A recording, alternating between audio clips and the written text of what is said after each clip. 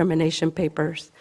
And that's not right, okay? So I have many things I need to say, and I'm going to walk my way backwards as best I could.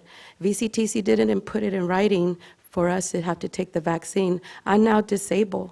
I'm disabled and I'm houseless. They take the house from my kids because they verbally force us to take the vaccine. I was the second of the last VCTC employee. They make me take the vaccine or I have to work remotely from home. And so that's one thing, okay? Please, I ask you to be the ones, if they're going to let a VCTC employee, let you be the authority to let that employee go. Because if they did it to me, they could do it to the next VCTC employee, the executive director. That's not right. The commission had the controls before, way back when, from my understanding, and I plead and I beg of you on behalf of my family that I'm houseless now. I thank you, County Supervisor Kelly Long. You know I work with you. All of you. I don't want the executive director to have that power. I'm houseless because of Darren Kettle. The attorney called him a weasel. Okay, so that's one thing.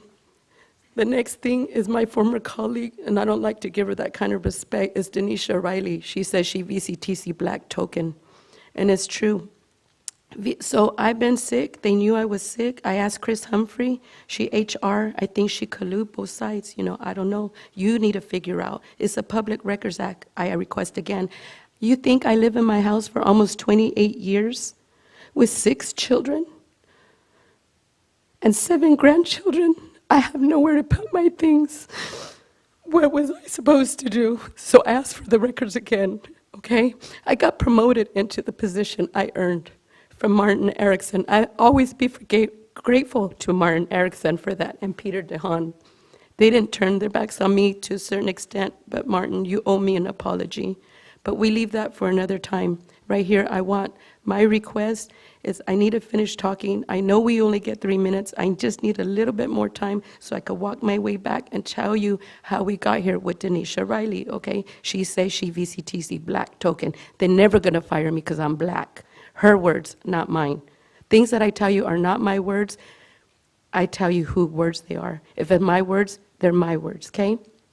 Secondly, what I see the time is up. Yeah, Ms. Vega, I'm sorry. We have a really busy agenda today. When can I need to finish talking? We meet again in January. January? Yeah. Okay, and I need a copy of my speaker card. Okay. This is not over because KEYT gonna come too pretty soon. Okay. All right. Thank you, Ms. Vega. And I believe we're about to go into closed session. And Ms. Stewart, I know you're on item 13, but do you want to speak before we go into closed session? Thank you.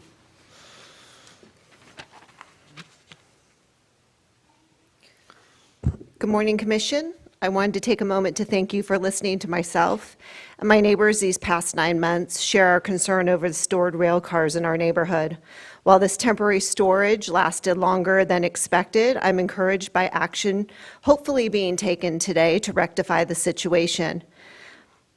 With the potential of the rail cars being moved shortly out of sight, it is all we have been asking for since attending the Santa Paula Branch Line annual meeting back in March of this year. Sometimes it takes someone a little more removed from a situation to see people and their behavior for who they are and to shed some light on what's really happening. I know you wanted to see the best in Sierra Northern Railway. We all did. We tried to give them a chance and meet them halfway. However, these past 3 months revealed who they truly are and what they think of our situation. We're happy to know you now see it too. I appreciate the Commission, especially the ad hoc committee, and lawyers who worked tirelessly to put this amendment together. Please don't let us down and approve the proposed amendment to the Santa Paula Branch Line Agreement between Ventura County Transportation Commission and Sierra Northern Railway being presented to you today so we can get those rail cars moved. Thank you. Thank you. Okay, that takes us to item 5, closed session. So we will go convene into that and return after we complete it. So we'll be back shortly. Thank you.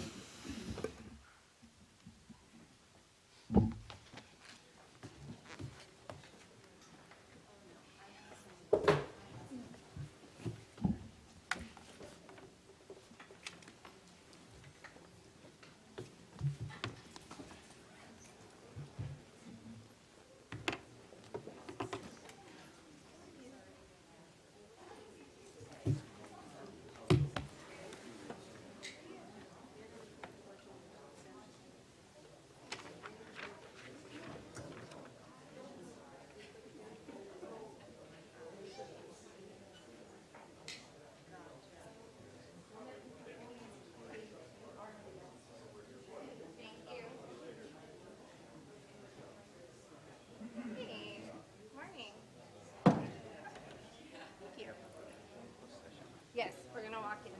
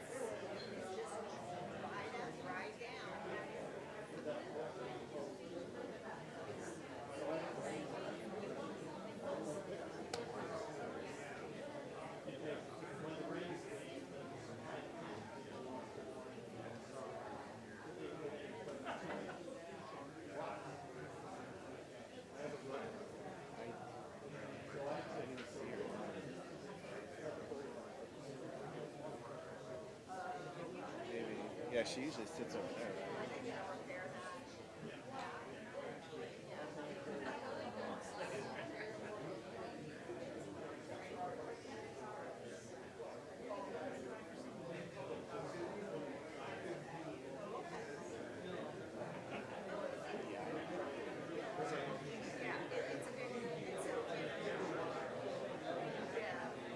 Oh, no, wow, really?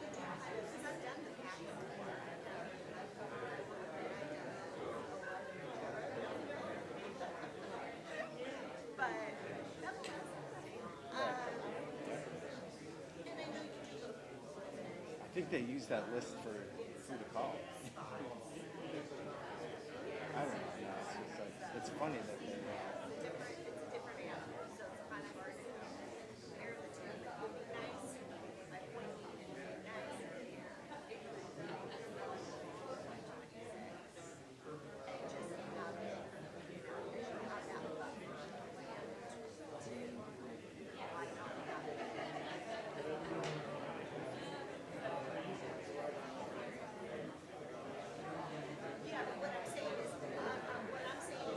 Some people put their settings to only allow phone calls from people that you are in your contacts and everything else goes to voicemail or something like that.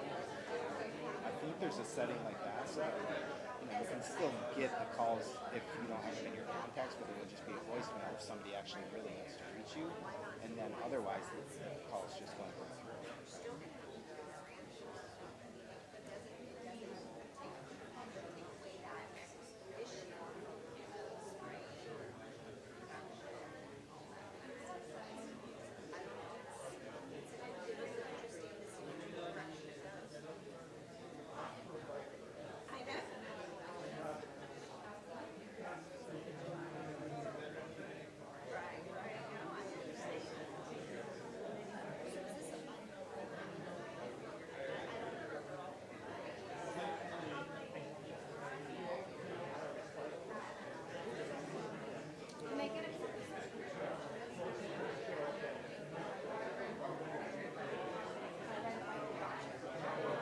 I use the Amtrak, Metrolink, and a bike now because they make me take the vaccine.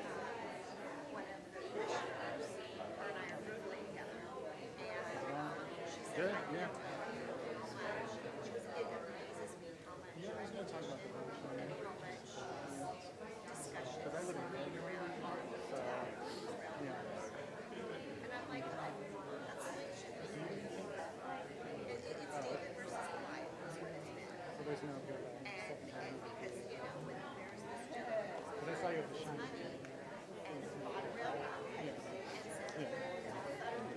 Yeah. Trying to think what Yeah, I was with one of my partner's son. so that's why I'm here. And I'm just hoping I can kind of, theater coming home. Yeah, yeah.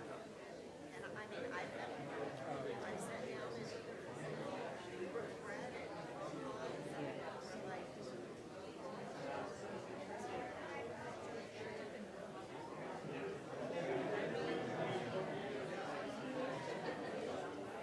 Yeah.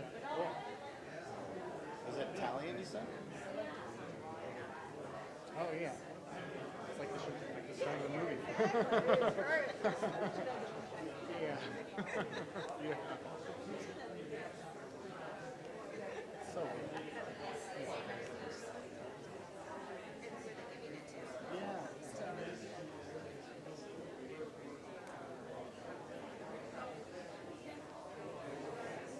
Yeah. It's going to be a long one. Yeah, it was good. Especially if everybody picks Yeah. the should have eaten. Yeah. Yeah, they do it. They do it. Regency, I think, generally does a throwback every Tuesday because they would do it at the one. you gotta fight too. Well, you just gotta, you gotta be persistent. But It doesn't happen overnight. no, I Let me think tell you know I'm it depends on what living it for that. is and who's going. Yes. What else did we see there? Thank you. Francisco, the 11-year-old, loves it because he brings a blanket and he like rolls off the bed. Yeah, so cool. Yeah, when I came there.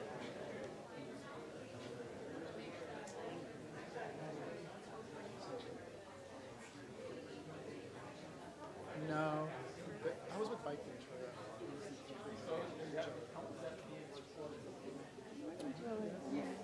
Likewise. It's been, well, we had that town hall. Because I'm not going to see you. No, it's been just, we have the film on the set. It has been in the Gazette because I did, I have, yes, it is online. I have spoken with the Fillmore City Council on it. We did with them, tiles. Next door, it's been on next door. I started, and then just word of mouth. So, Yeah. yeah, it's word of mouth. Yeah, and I work a couple days a week in our local vet's office, and introduce doctors to me. Like, you're the trainer, you're the one fighting the train, right? You know, you stop me and talk to me about it, and I'm happy to talk about it because they say, well, what's going on? You know, what? That's great. You know, it's just the way they just, you know. Oh, yeah. Personally, I think it was the city of Florence, the city of Florence, and they have those, you know, they didn't want to play the game of this. And so I feel like it was, we were just collateral real hard. So. No, you'll be fine. You'll be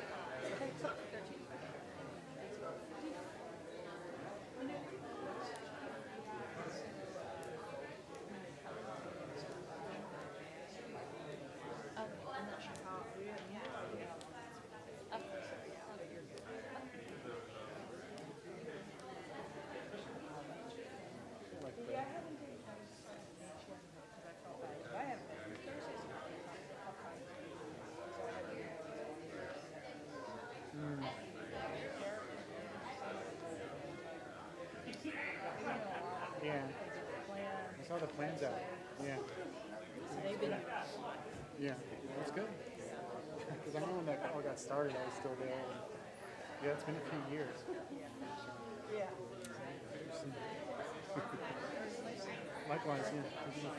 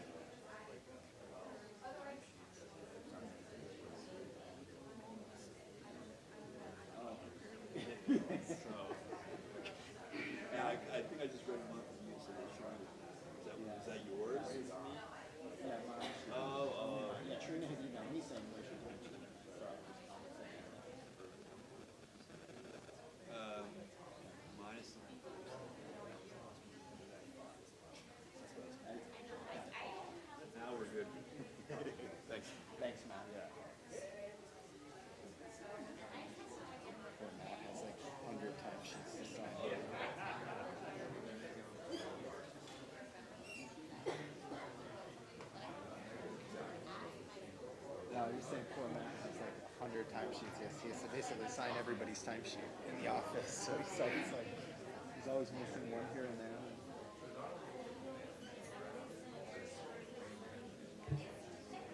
Yeah, exactly.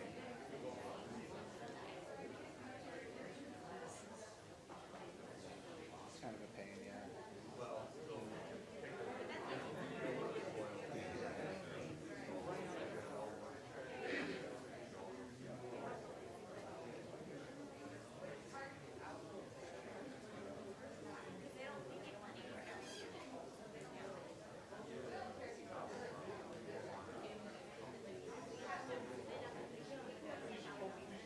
Yeah. How was it? How did it turn out?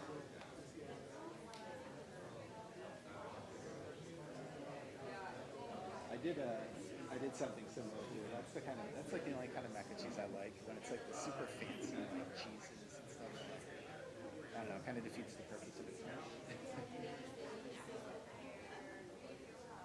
Yeah. Yeah, exactly. 'Cause that's like, I mean, that's just good.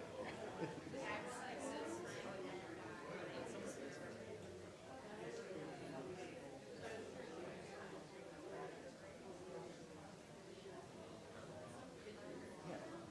And she puts like Velveeta in it, which actually melts. Like, it's like I mean, it's not even real cheese. It melts. So if you add cheddar and Velveeta, yeah.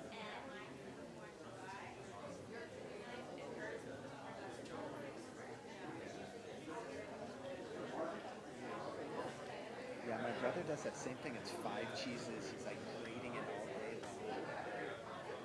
And then to me, it's not even good. It's like, it's the opposite of what mac and cheese is supposed to be. It's like gritty because it doesn't have the cheese that melts and like, yeah.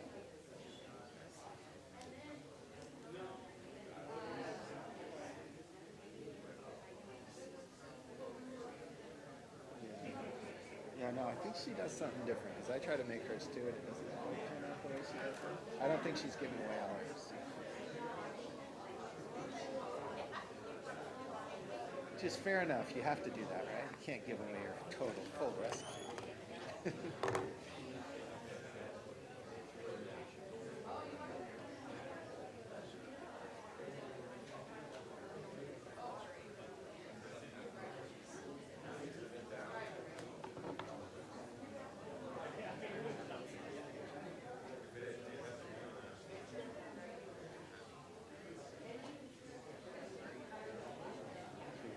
See a few of these.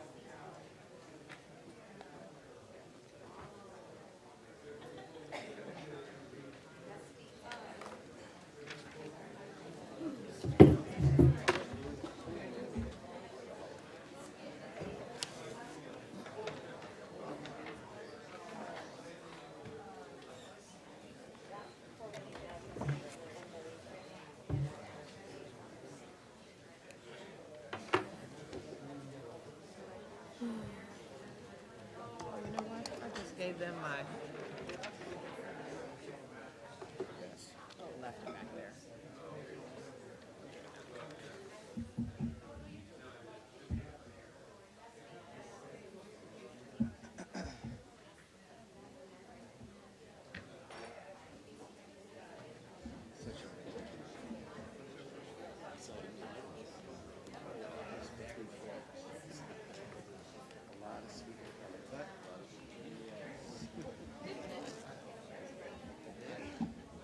This whole thing, there's a lot of crystal balling Yes. we need to do. But bottom line, we'll solve the immediate issue. Yes. And then crystal balling, Yes. the bad stuff can happen. You have to address it. Well, I, you know.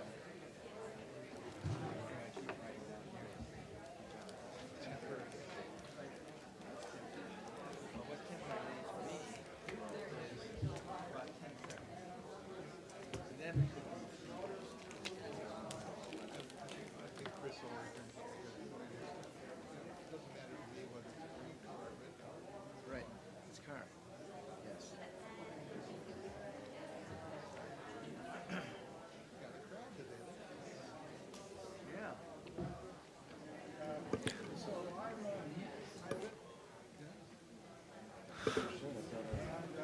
Okay, we are finished with closed session, so we'll move on with the agenda, and just logistically, we'll take, I'm going to ask my colleagues' approval, do the Caltrans and the executive director and board or commissioner reports, just do the consent agenda quickly, and then I'd ask that we move up items 11 and 12. I know there's a lot of public speakers here, and we'll take those items following the general reports.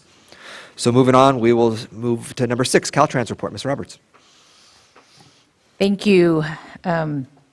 So we, in addition to our Caltrans report that we submit, we do have a emergency project that will be going underway in the coming weeks, and that is on Ventura 101 bike path. There is a side slope repair that needs to be effected.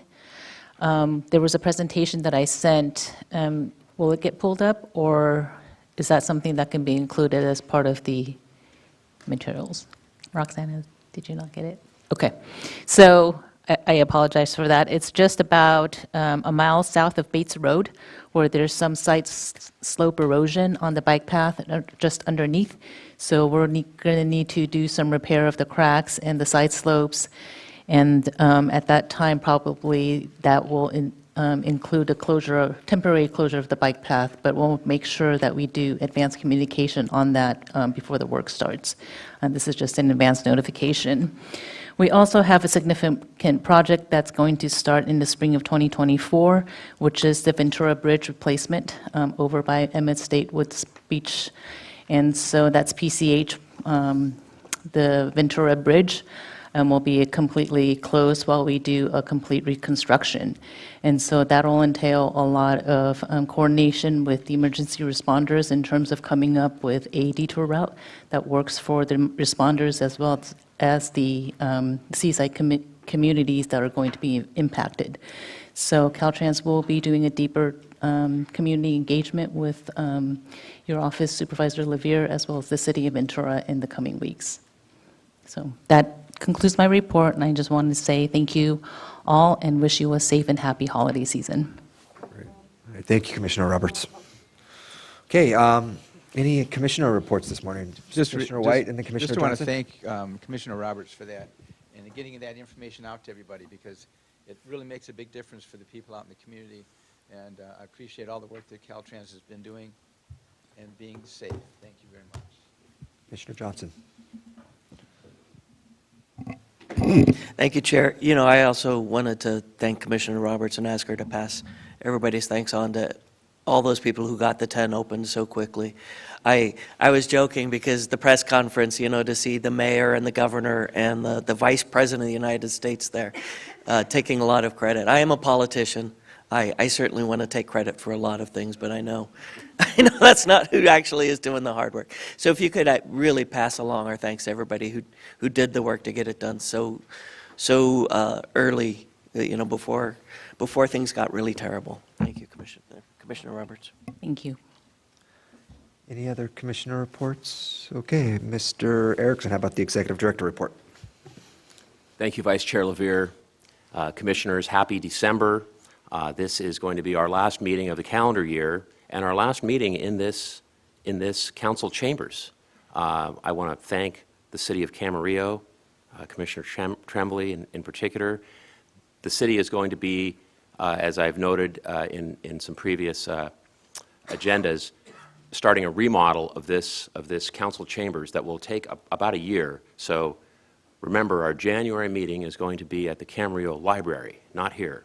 So if you come here on January 5th, it'll be under construction. I too want to thank Director Roberts just to join in.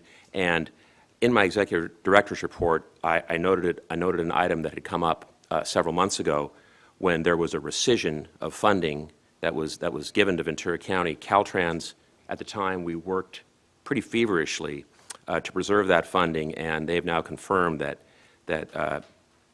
VCTC in Ventura County will not lose the funding we thought we would. So again, it's just another example of our partnership with Caltrans. Next slide, Steve. I'm happy to announce, as I've shared with many of you already, that VCTC received the Transit Agency of the Year Award at the California Transit Association's annual conference last month. Very pleased, as this is the first time that we have received that.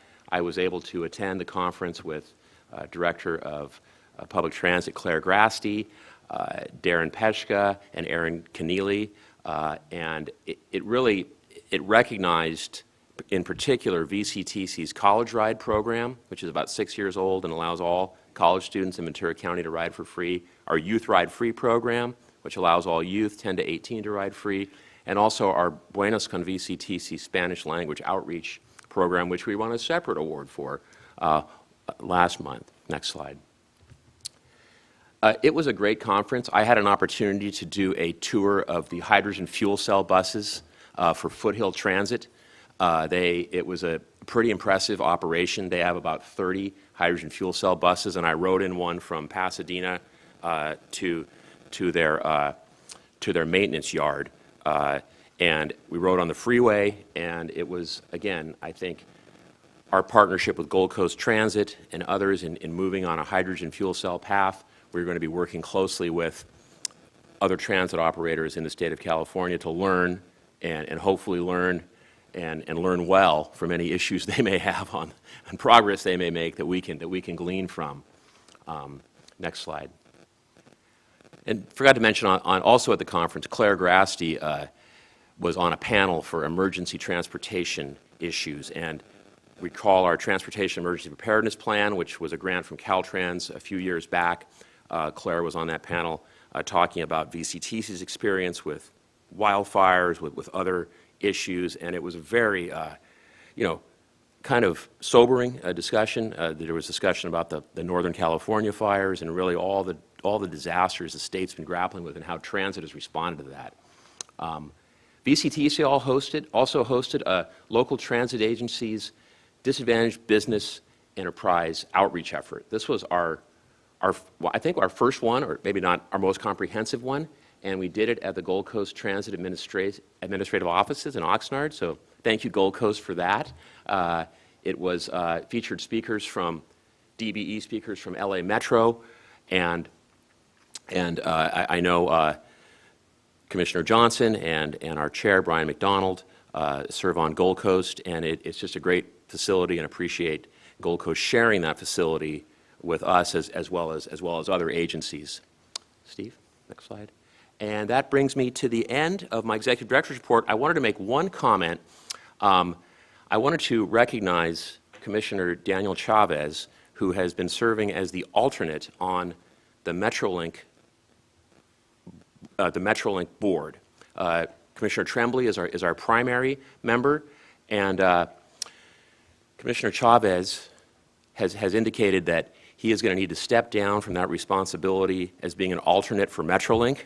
It may be the fact that there are several meetings on Friday, multiple times a month, But I just wanted to acknowledge his service on there, and especially his experience in transit that he brought to Metrolink, and as they are, I think, grappling with some really big issues about customer service, improving ridership, and I just wanted to acknowledge him for that. We'll have an item on next month's meeting to appoint a new alternate for Metrolink, but I really wanted to just take a moment, Daniel, and thank you for, I know how busy you are in your life, and it's Metrolink. I remember before I worked here, I thought, how hard can Metrolink be? I mean, it's just some trains running from LA, it's really, but it can be a very time-consuming endeavor, so thank you. And I just want to wish happy holidays, Merry Christmas to the whole commission. Please have a safe and wonderful holiday, and looking forward to seeing you at our next meeting in Camarillo Public Library, 2024. Thank you, and thank you, Commissioner Chavez, for your years of service there, and congratulations to you, Martin, and the entire team for winning that Transit Agency of the Year. It's a huge honor, so congratulations. Any questions for Mr. Erickson? Okay, then why don't we move on to the, actually, item 7, the additions, revisions. I would just make the motion that we move up items 11 and 12. I'll second. Okay, so can we take a vote on that, Madam Clerk?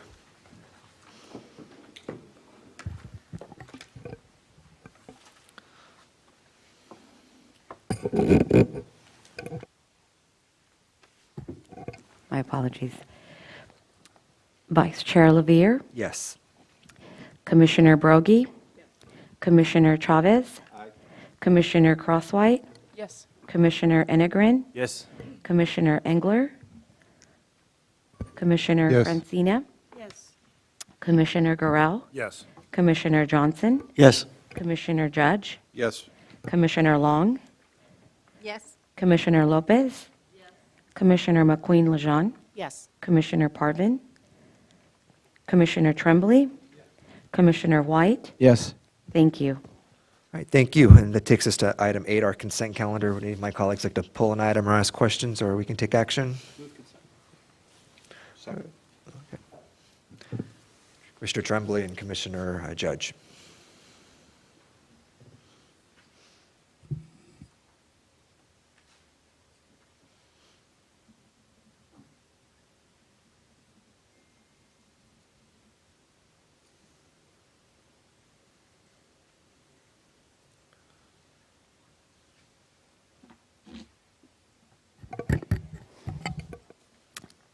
Commissioner Brogy, Commissioner Chavez, Aye for all items except 8A, as I wasn't here for that meeting. Commissioner Crosswhite, Yes. Commissioner Enegren, Yes. Commissioner Engler, Yes. Commissioner Francina, Yes. Commissioner Gorell, Yes. Commissioner Johnson, Yes. Commissioner Judge, Yes. Commissioner Long, Yes.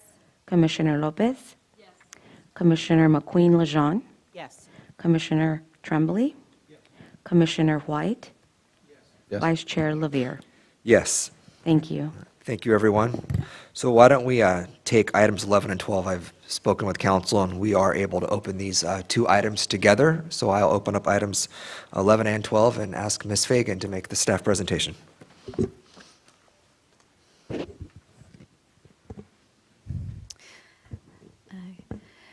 Good morning, Vice Chair Levere and members of the commission. For the record, my name is Amanda Fagan, and I serve as the Director of Planning and Sustainability here at VCTC. The focus of item 11 is the request for proposals to update the Santa Paula Branch Line Trail Master Plan and Environmental Impact Report, Environmental Impact Statement. Items 11 and 12 are linked with one another, whereas item 11, the request for proposals, is the sort of the implementation of one of the 4 grant programs, grant-funded projects that we will hear about a little bit more in item 11, or item 12, rather. So by way of background, VCTC acquired the 32-mile-long Santa Paula Branch Line Railroad in 1995 for use as a multimodal corridor, which includes bicycle and hiking trail among its stated purposes. In 1996, VCTC adopted the Santa Paula Branch Line Master Plan, which included design guidelines and other plans for a recreational trail. Then in 2000, VCTC adopted a master plan and environmental impact report for the Santa Paula Branch Line Recreational Multi-Use Trail. The plan provides design guidelines, preliminary engineering, and a preferred alignment for the trail.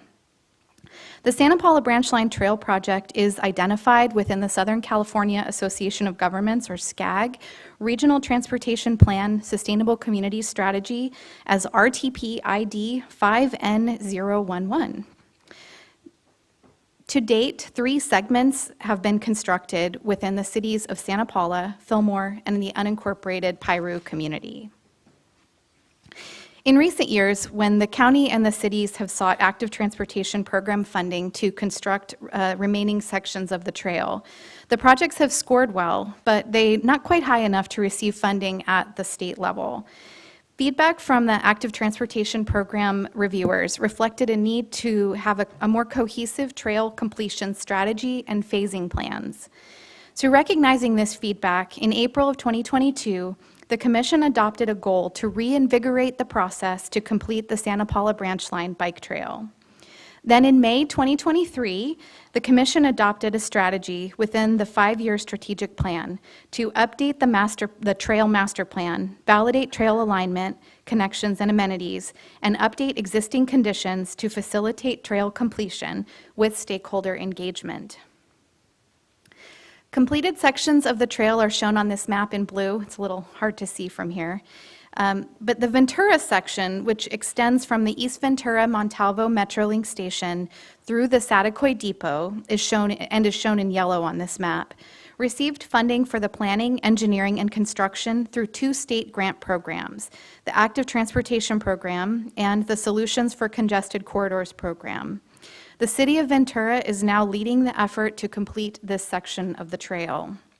The remainder of the trail, from Saticoy through the end of the Santa Paula Branch Line right-of-way east of Piru, is shown in red for the incomplete sections and in blue for completed sections. This portion of the trail from Saticoy through Piru is the focus of this item and request for proposals.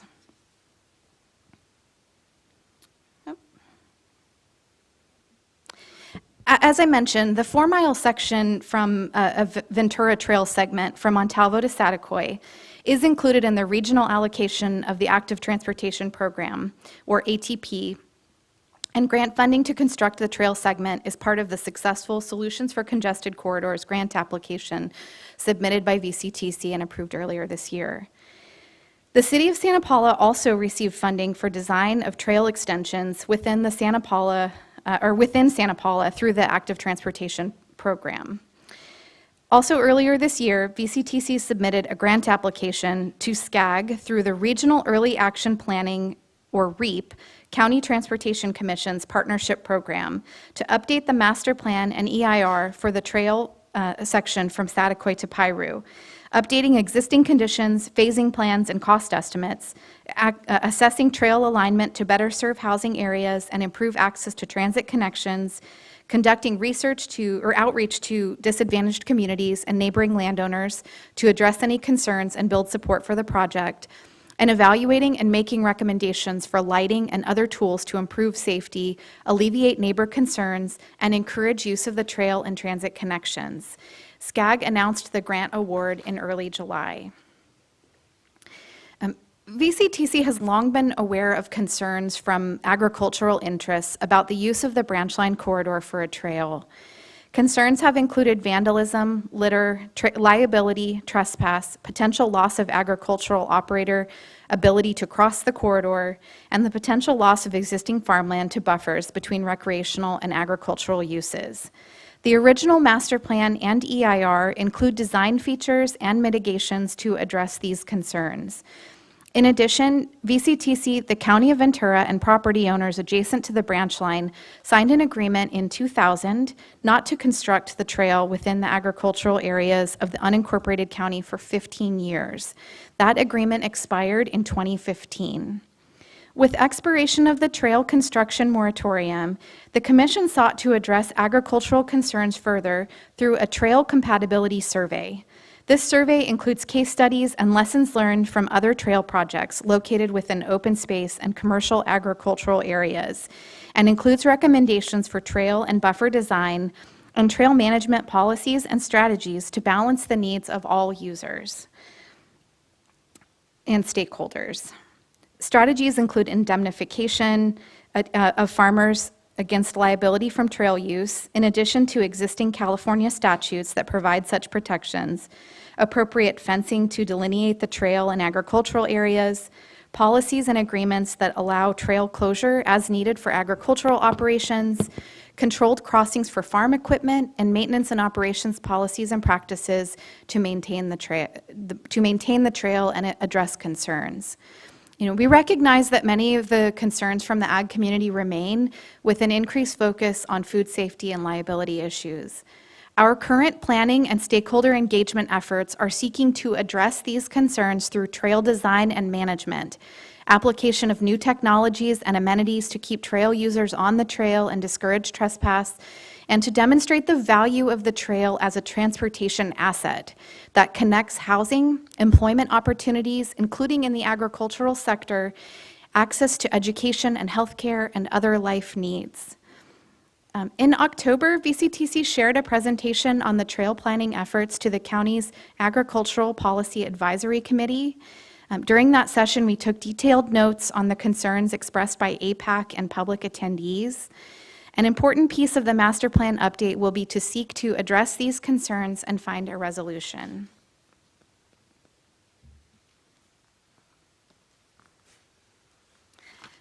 At the same time, a broad range of individuals and groups have expressed support for trail completion throughout its nearly 30-year planning history. It should also be noted that the railroad lease and operations agreement with Sierra Northern preserves VCTC's right to construct and maintain a trail through the corridor. Sierra Northern and its sister company, Mendocino Railway, have a strong history and are supportive of a trains with trails approach, combining passenger tourist rail service with bicycle and hiking trails, and developing trails to complement existing train service. The Santa Paula Branch Line Trail has been incorporated into many adopted VCTC county and city plans over the past 3 decades, including but not limited to those shown on the screen.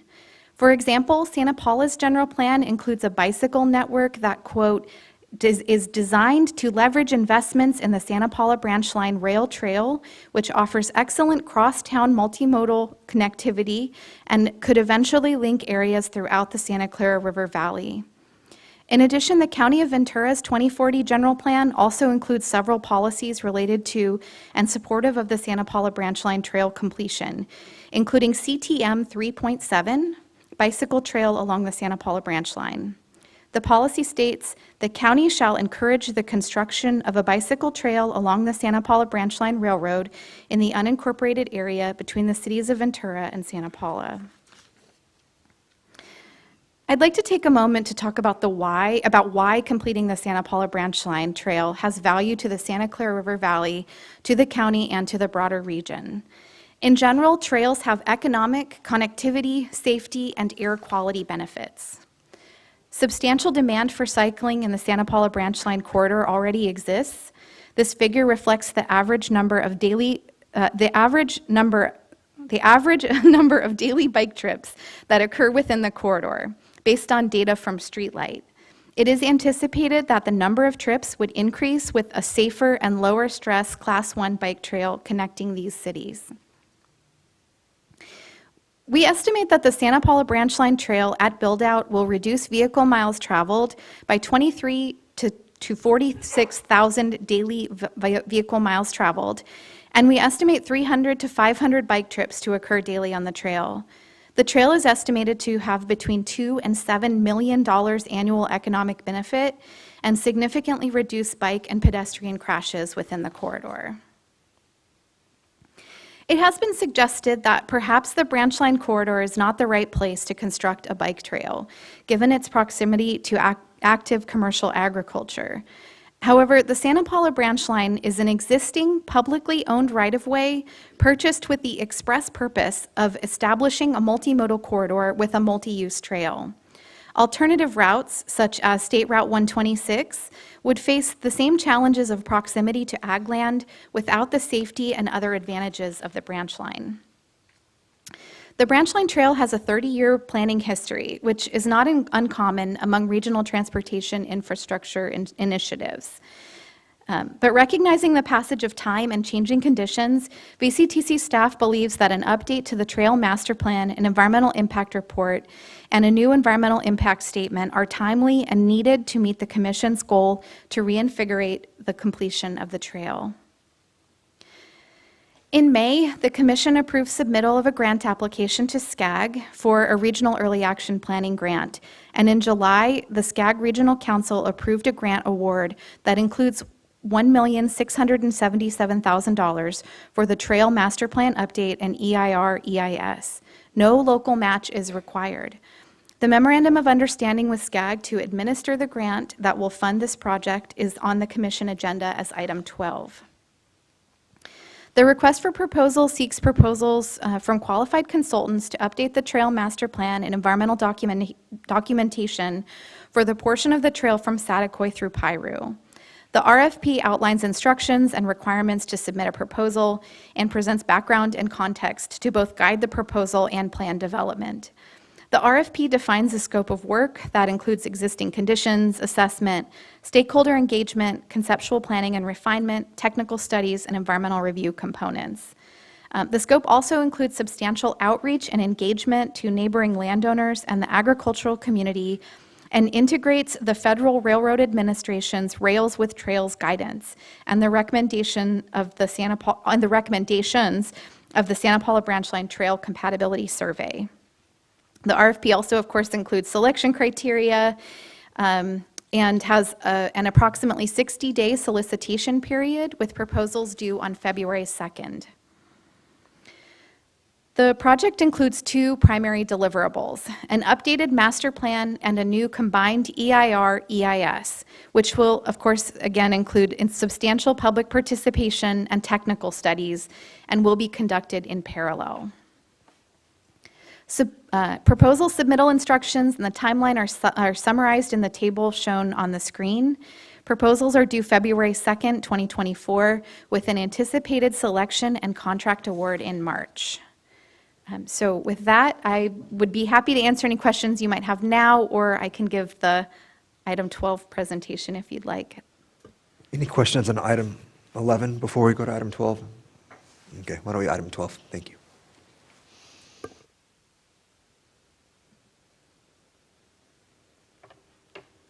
And I promise this one's quicker.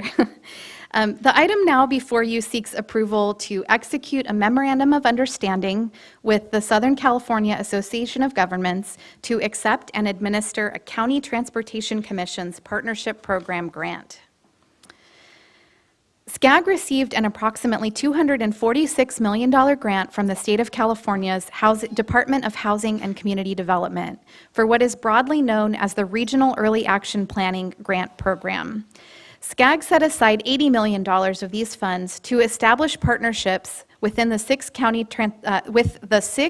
transportation commissions within the SCAG region, including VCTC, to support transformative planning and implementation of regional transportation plan sustainable community strategies known as Connect SoCal. In September 2022, SCAG issued draft guidelines, and in April, SCAG issued the final guidelines and call for projects. The CTC Partnership Program sought regionally significant and scalable projects across 4 categories. All projects must have a demonstrated nexus to housing and infrastructure to support new housing and meet all of the defined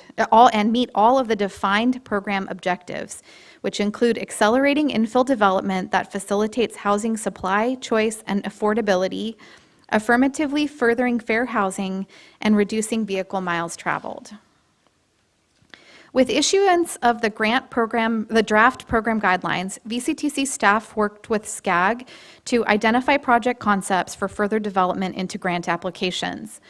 Project concepts were coordinated with key stakeholders and reviewed by each of the 3 VCTC advisory committees, the TTAC, Transcom, and the CTAC, SSTAC. Feedback received from stakeholders and advisory committees was integrated into the grant applications. On May 12th of this year, the Commission approved a submittal of 5 grant applications and associated project prioritization. In July, in total, the SCAG Regional Council approved allocation of $80 million to support 33 transportation and land use projects across Southern California that advance sustainable communities. SCAG evaluated and selected applications based on merit with an effort to allocate resources according to a county's share of the regional population. The estimated population-based share of funding for Ventura County was approximately $3.5 to $4 million. The SCAG Regional Council approved 4 of the 5 project applications submitted by VCTC for a total grant award of $3,777,000. There is no local match required. The 5th project application, the Vehicle Miles Traveled Adaptive Mitigation Program implementation, has subsequently been integrated into an amendment to the REAP Round 1 SCAG grant to the Ventura Council of Governments, and the scope of work will be completed through the ongoing partnership between VCOG and VCTC. So we didn't really lose that project, it just got integrated into another existing project.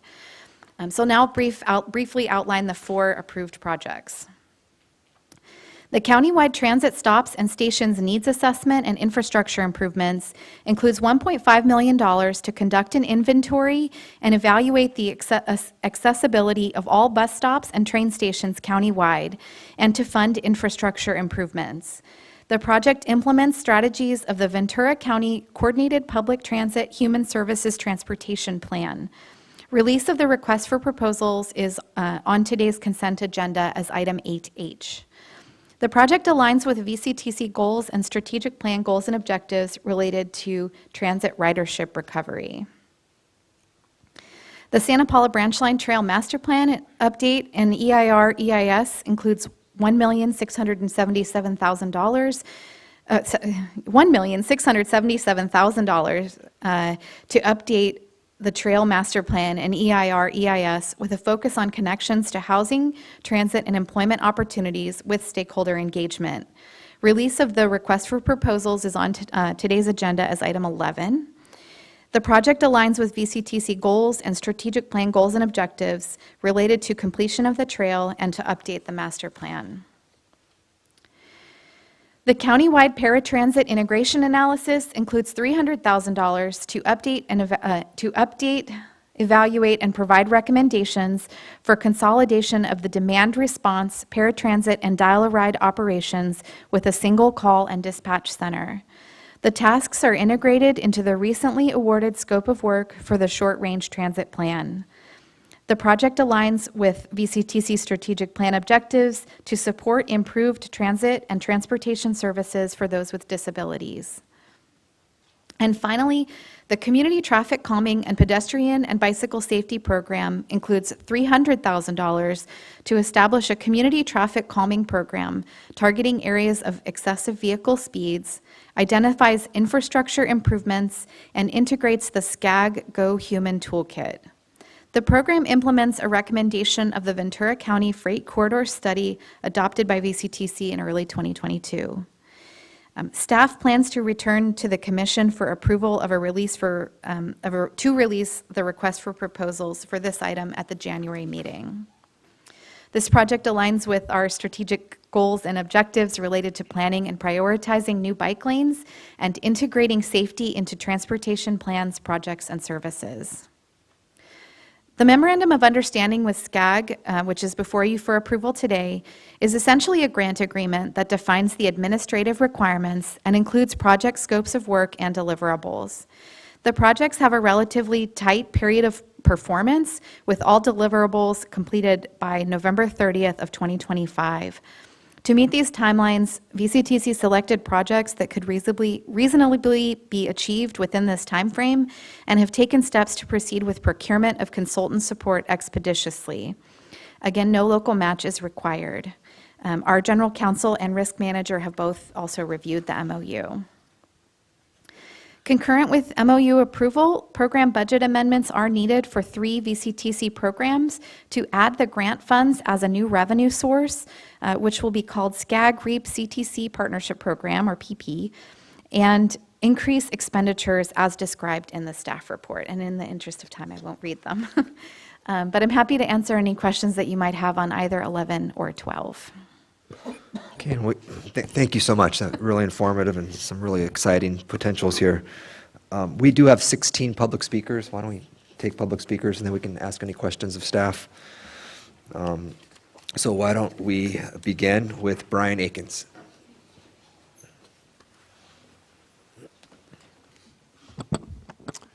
Thank you, Vice Chair LaVere and other commission members.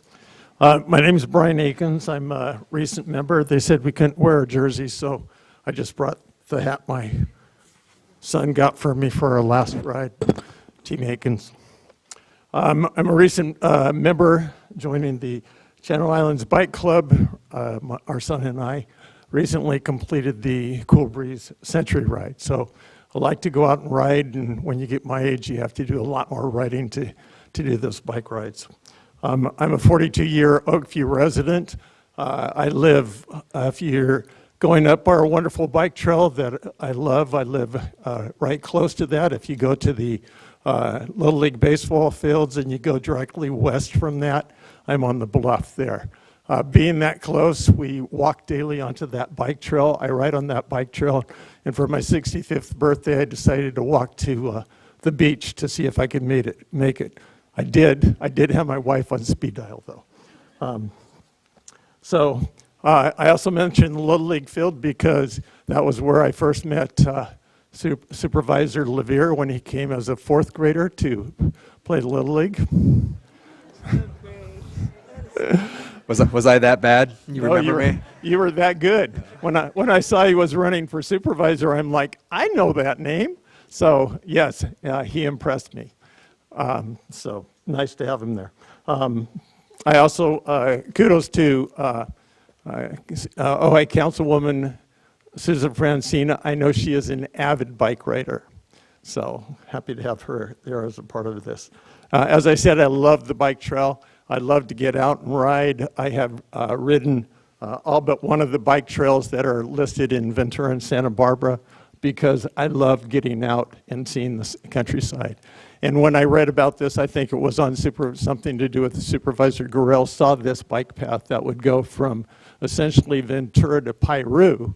That meant I would have a more direct route than going up to Santa Paula, making a right, going over Mountain Road, then taking a stop at the historic Bardesdale Cemetery, going up and seeing if I could come over to Fillmore. Straight shot, love straight shots. Anyway, so I support this bike trail and I support getting the bike riding off of the busy, dangerous Highway 126. Thank you. Thank you. Next speaker, Todd Collard.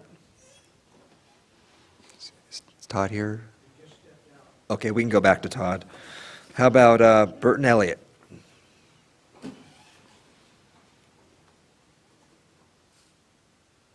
Hi, thanks for hearing me. Appreciate all the work you guys are doing. I'm here to support the Proposition 11 or Item 11. I'm a bike rider too, ride around Ventura County a lot and Santa Barbara County. I noticed one of the concerns, I guess, was about the agriculture, and I ride on plenty of roads that go right past all kinds of groves. There's no fences, there's no issue. I don't see trash, I don't see people going off-road to use the facilities there that aren't there, I should say. So, yeah, and I just think that from a point of view for families, it's really important. I had a number of children. I have a lot of grandchildren. I can't really safely take them on Telegraph Road or places like that. I was very fortunate to grow up in the beach area in Ventura, so we had access to the Emma Wood bike path long ago and also the Ojai Valley bike trail. And I just think, that we need to move ahead. There's more cars on the road now than there were when I moved here 35 years ago. And although we've done a lot of improvements on the road to make biking safer. This is just a much better way.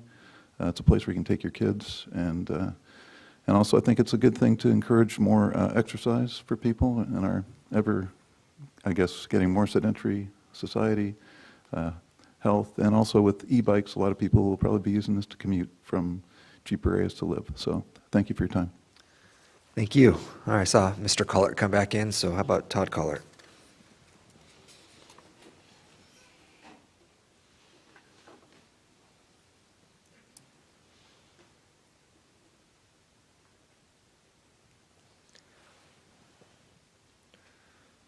It was a necessary stop and not an agricultural field. Thank you.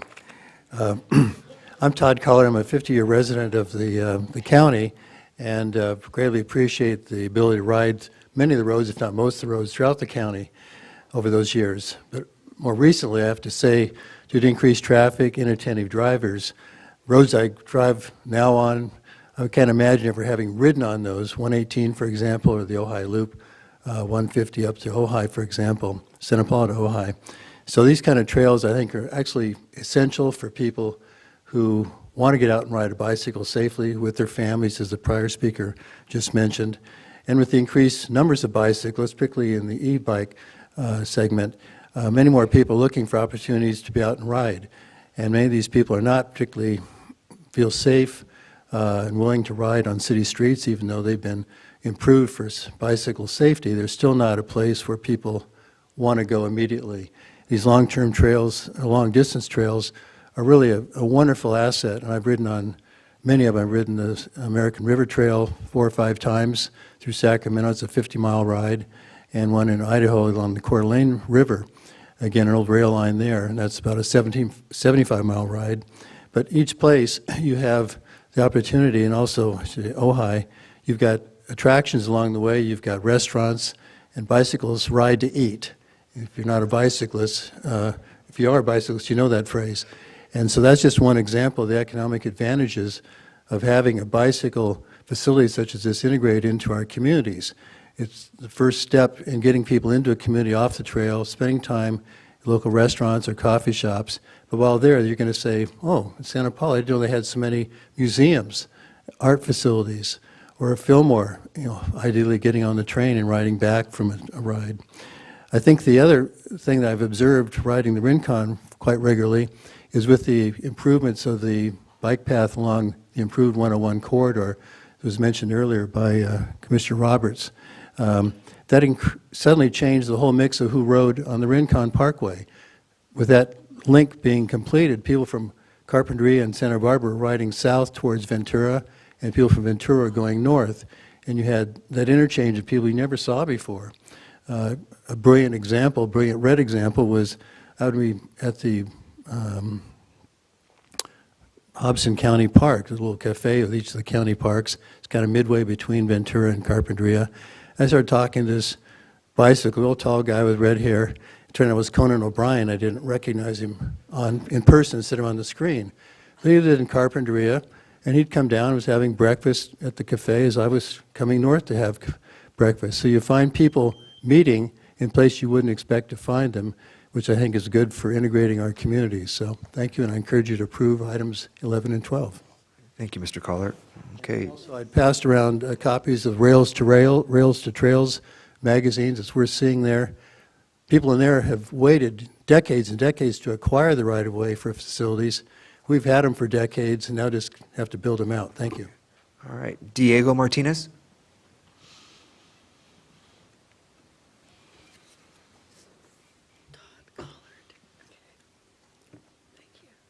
Hi, Council. I'm Diego Martinez from Santa Rosa Valley, and I'm here to support the Santa Paula Branch Line Trail. I just want to make it clear that this infrastructure is not for cyclists, it's for people and for everyone.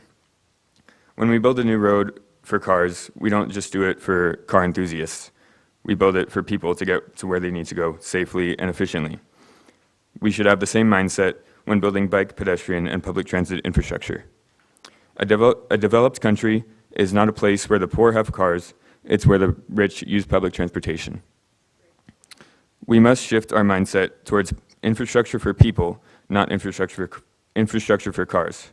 This means less driving lanes and less parking, and for any of you that have the courage to fight for more people-friendly infrastructure, when you get pushback from residents that don't want change, remember that we are here as well, and we support you. People always hate change before it happens, but appreciate it after it's done. Thank you. Thank you. All right, Terry Davison? Is Terry here? No? Okay. Oh, Dawson, I'm sorry.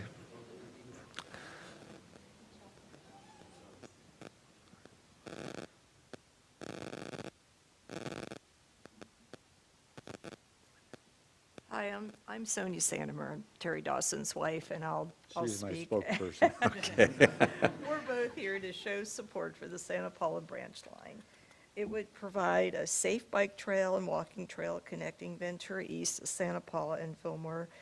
We just ask that you please support this trail for all the right reasons: safety, recreation, tourism, and good for the environment.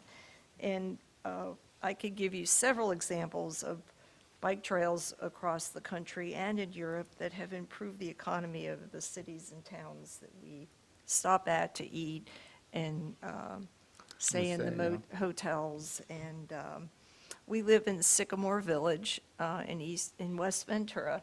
We're a half a block from the Ojai Bike Trail. And our neighborhood, we all use that bike trail for walking and biking and enjoy it so much, and we really look forward to this trail being approved, and thank you. Okay. We also use it to ride downtown to eat and go to movies. We ride about 150 miles a week, and so we do quite a bit of cycling. We like to come out to Fillmore, but several years back, we did lose a cyclist on 126. Motorist fell asleep and Ran him over. Yeah, and hit him.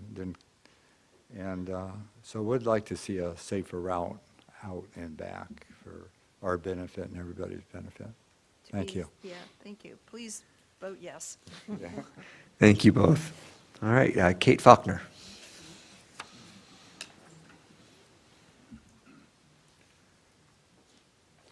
Good morning. My name is Kate Faulkner. I live in the city of Ventura.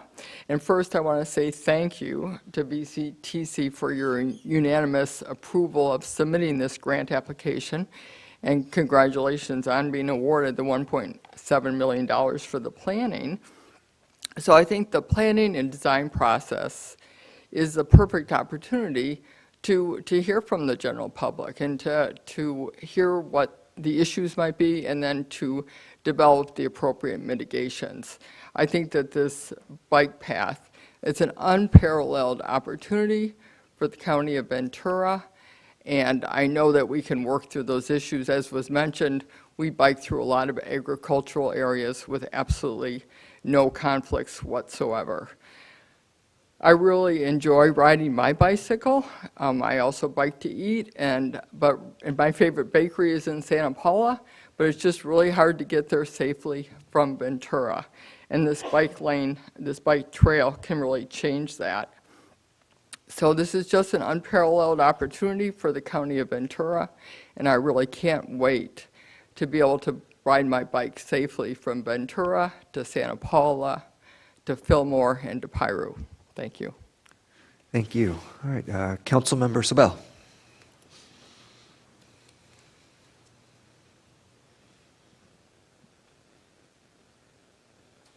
Thank you very much, and great to see all of you. Miss being here. So Andy Sobel, mayor still for one more week of the city of Santa Paula. So on behalf of the city, I urge you to support the update to the branch line master plan. It's been a very long time coming, and it ties in with our city's general and strategic plans. I appreciate the staff report. It was great. It talked about the benefits and previous public comments. So as you can tell, there's a lot of good that can come out of this. And in terms of consideration of the economic impact that this trail will bring to Santa Clara Valley, it's true and it's measurable. As mentioned, if you can come to Santa Paula, you'll see bikes parked all along the sidewalk while people are eating. So it's a new term I'm learning right now. So it's a measurable impact. So that's pretty neat to be able to see something, go out and see something, money being spent in town. And a lot of times cyclists are coming through even from Santa Clarita. The first time they come through the valley, they come back to visit. So I'd also like to point out that trails through agricultural fields are a booming worldwide commercial endeavor right now. So you can go online and see bike tours all over the place. There's industries coming up, a lot of people getting hired to guide people through things. So I think it's hard to find other places more beautiful than Ventura County, especially because of our fields and orchards. So that's just a tremendous way to advertise us to the world and bring people in. So that creates me a lot of excitement for me, diversifies our economic base and creates a lot of jobs. I'd like to acknowledge our concerns of our growers. Santa Paula, of course, is a deeply rooted agricultural community, and the concerns are valid. But at the same time, I think that with good relationships, outreach, and involvement in the planning and implementation phases, all those concerns can be mitigated. So as was mentioned before, the compatibility survey was a great document. If you haven't read it, I urge people to read it. If you haven't been on one of these trails, go out and take a walk or a bike ride, and you'll see that it can work. So I don't see any reason why we can't work with our growers in order to surmount all of their concerns. And indeed, in the survey, you mentioned a lot of the growers appreciated it. They had no concerns, and some people had fewer concerns because you have a lot of traffic on the trails next to your fields. So I just think all those concerns can be mitigated. So I think there's enough good examples to give us confidence that we can do this right. So I think last time we didn't build enough good relationships with the growers. I think we need to do it better this time, get them involved in the process, and I think we can make this happy, and I think it'd be great for us. Thank you. Thank you, Mr. Mayor, and I apologize for demoting you a week early. Yeah. I apologize. Yeah. Okay, Kathy Naum.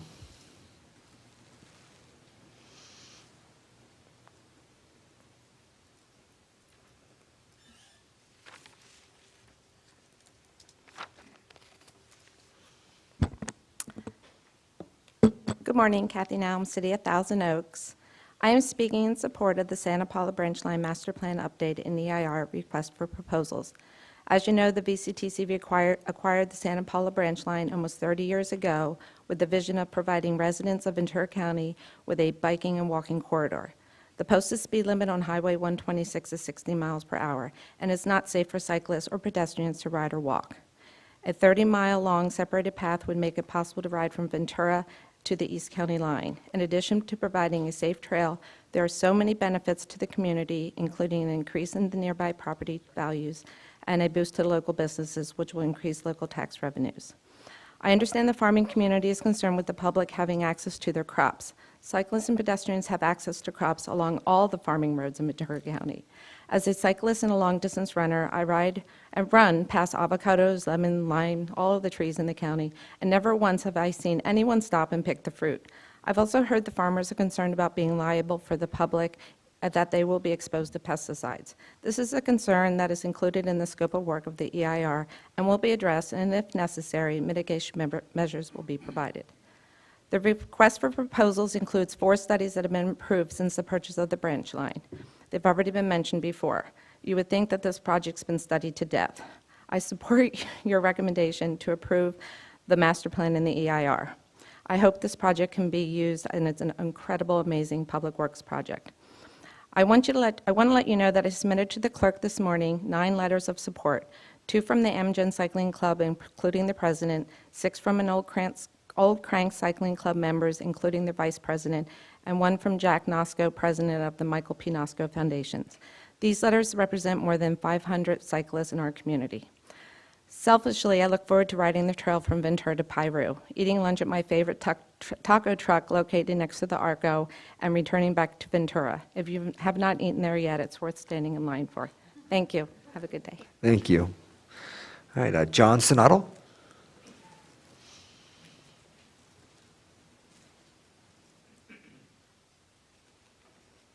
Good morning. Thank you for allowing us to all talk.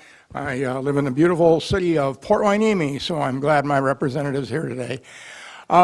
Prior to retiring here, I was a bicycle coordinator for the wonderful state agency called Caltrans, and I'm glad she's here today. Also, I'm about a 25-year member of the organization called Rails to Trails, also Rails with Trails. We have a beautiful opportunity to do a wonderful project that will probably get nationwide recognition when it's completed. I see economic benefits for people coming here as tourists and riding. I see health benefits. I was a bicycle coordinator in the Central Valley, District 6, Fresno. We had a few agricultural issues there that we were able to mitigate to the liking of everybody. I would recommend, or I would volunteer to be able to help in any way I can with you folks if you decide to go through this. We had some interesting problems there with typical agricultural situations, spraying and people pooping in the orchards and stealing fruit and stuff. We were able to mitigate all of that, and we can do that here too. Again, I see beautiful economic benefits for the county, health benefits for the people, additional recreation facilities for people to do that. And we have an opportunity with some money now to do something great. Let's not blow it. So other than that, I thank you very much. Thank you. Thank you. All right, Bill Faulkner.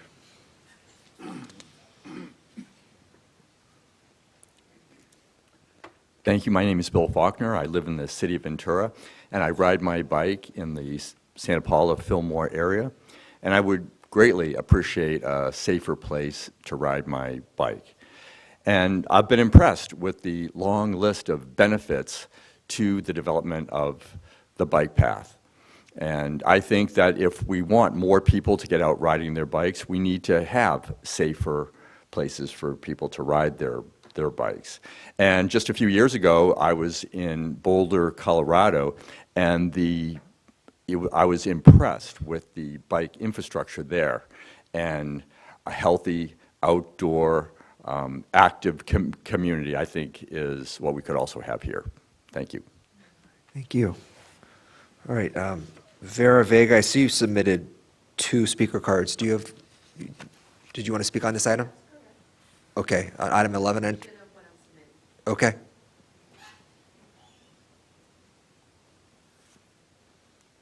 So I arrived here when I was 10 years old in Port Hueneme, the summer of 1979. I now have 6 children, and my first elder 3 children have, between them, given me 6 lovely grandbabies. And so in support of this right here, what we're doing, if we're here to say we're going to need to take the people off the roads, this, that, we can teach them, you know, our family, friends, we all can talk amongst each other and say, hey, look at this beautiful trail. And it's true, you know, when people come over here to the Ventura County, I'm proud to say I'm a Ventura County resident. I'm proud to say I'm a Hueneme Oxnard resident. But you think I would not love to have this, you guys support this, and my kids that I keep showing them, and my kids show their kids, my grandkids, that look at what we have. You know, I'm proud to say I'm from Hueneme, proud to say I'm from Oxnard, proud to say I'm from Ventura County, proud to say I'm a former VCTC employee. I'm not surprised by the award that my former employer received, and you guys too are all really good, so I'm in support of this. I'm not going to spend too much time on what you already hear. You already know what you have before you, so I support it. Please, and everyone got to remember, whether you're a bicyclist or in your car, have respect for each other. Don't just be a talker, be a walker. Be a mover, a ground shaker, and I support it. Thank you. Thank you. Okay, Paula Power.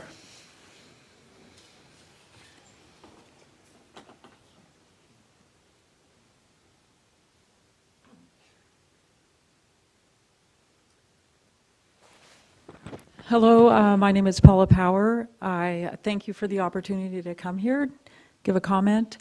I was born and raised in Ventura County, and over the years I've seen many changes in the county, obviously, but one of the most beneficial one has been the construction of bike paths, both the Ojai Valley Trail and along the beach, the Rincon. And I just want to second everything that I've heard other people say, and that I support this, and I'll tell everybody I know this is a great project. So thank you so much for voting, hopefully, in favor of this. Thank you. Thank you. All right, Joey?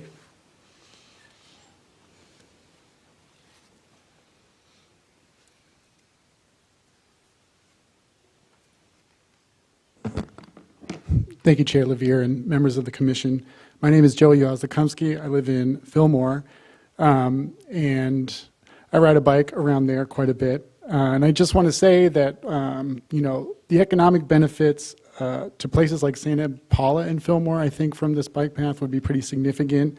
When I lived in Ventura, whenever friends came into town, I'd say, let's go to Ojai, let's go up there, get coffee, get food, shop around, et cetera. And I want to be able to do that when people visit me in Fillmore now, and I want people to visit Santa Paula and Ventura to come out to Fillmore as well and do the same thing.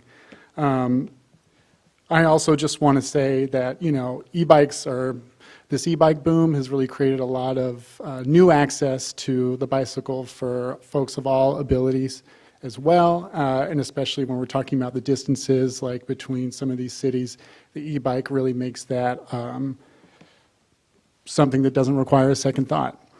Another thing I'll say, remember the pandemic, just going onto that Ojai bike path and seeing how many people were using that, families, et cetera, as a safe place to go be outside and be active when they just felt severely limited as far as having options to do so.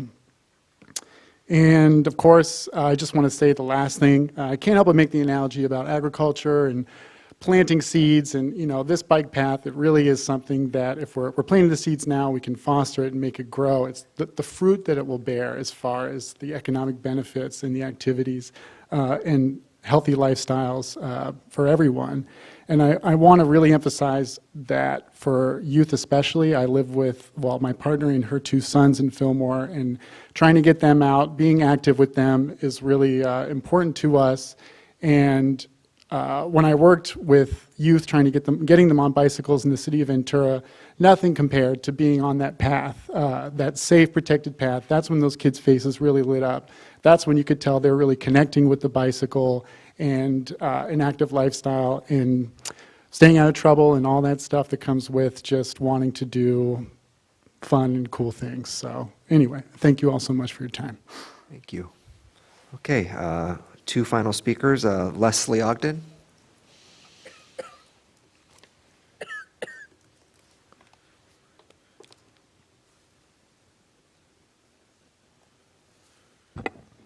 Good morning, and thank you for considering this important project. I'd like to emphasize what the mayor of Santa Paula said so graciously and warmly, that there's economic value to bicycle, that bicycle infrastructure is truly not a frill. When you go to Santa Paula, and I think anybody from Santa Paula will testify that the bike racks outside of Rabelais are packed with bikes. The tables are full of people eating, biking to eat again. Here's that thing. That's been an economic boon for that particular part of Santa Paula, and it's a small two chunks of bike racks. Who knew? I would say similarly, and to a greater extent, this bike path will add economic vigor to the region. It will support opportunities for our youth as well. As mentioned earlier, e-bikes are growing in popularity. They're less expensive. They're more accessible now. With the Santa Paula branch line in place, Santa Paula's young people will be able to use e-bikes to travel safely and easily to Ventura College. They'll have access to the wide array of courses and training programs that the college offers. They'll bring these new skills and opportunities back and enrich their own communities. For the economic vigor of local communities, if for no other reason, I urge you to at least study the possibility of using this county land for its intended purpose. Accepting the grant money does not oblige you to build the bike path, but it does allow you to consider some very promising opportunities. Thank you. Thank you. And our final speaker, Steve Bennett.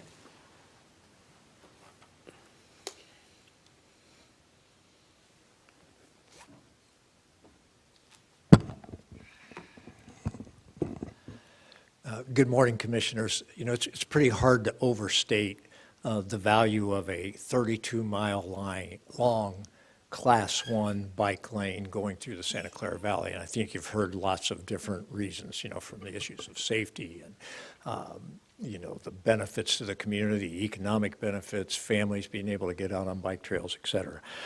And I would just offer that the 17 of you that are going to vote on this, the role of leadership is to try to solve and address concerns and issues in a community, to try to work things out, try to make things happen, try to deliver great public benefits for the public at large.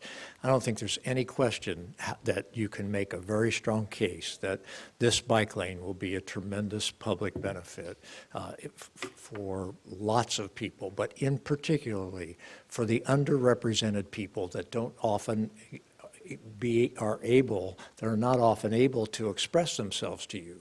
The youth in Santa Paula, every year I was on the Transportation Commission, we talked about the need to be able to have those people get to Ventura College from Santa Paula. One of the most important things is finish high school, be able to get that kind of training. And yet there's not a good way to do that. But with e-bikes and a Class 1 bike lane, you could easily commute from Santa Paula to Ventura College. You could get out of class at 9:15 at night. You would never get on Telegraph Road at night and try to ride back to Santa Paula, but you would do that on a Class 1 bike lane. So those are the people that I hope you'll keep in mind, not just for this vote right now, but as the CIR moves forward, as questions come up about how to handle this EIR. You know, it was a bit disheartening when I read the Farm Bureau's letter that contended that it was simply incompatible to put a bike lane through the Santa Clara Valley. I just think that defies logic of what's happened throughout the rest of the country, and it diminishes sort of our ability to solve problems and to address things.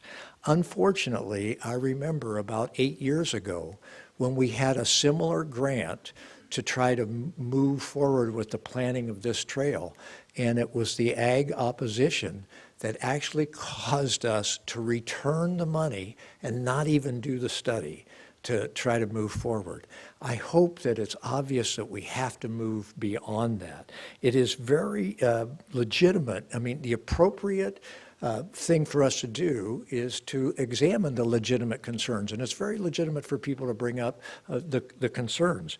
But we support ag in many ways in Ventura County. We have right to farming ordinances. We have policies to try to help with water. There's all kinds of things that we do to try to support ag.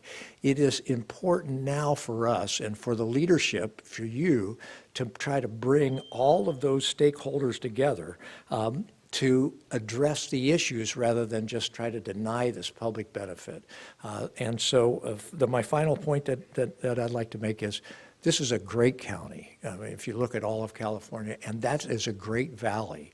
And we have found ways, and we need to continue to find ways to share this county and to make sure that ag stays profitable, but also that youth in Santa Paula who needs a safe way to get down to Ventura College can take advantage of a public resource that for 30 years we've been paying and waiting to be able to take advantage of with this Class 1 bike lane.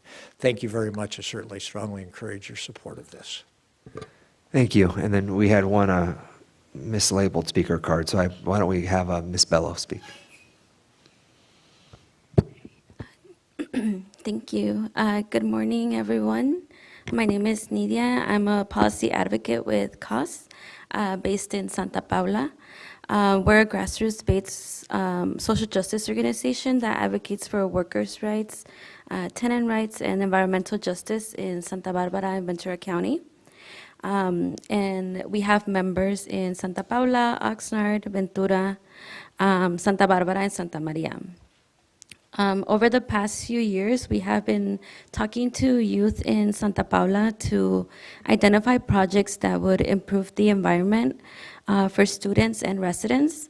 Youth have identified that they need more bike paths, especially along the railroad tracks.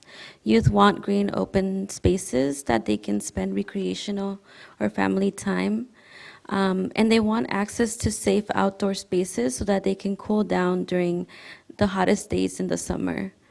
The funding for a bike lane is an exciting opportunity and would be a great improvement for the community of Santa Paula to be walkable, bikeable, and environmentally friendly as the city grows.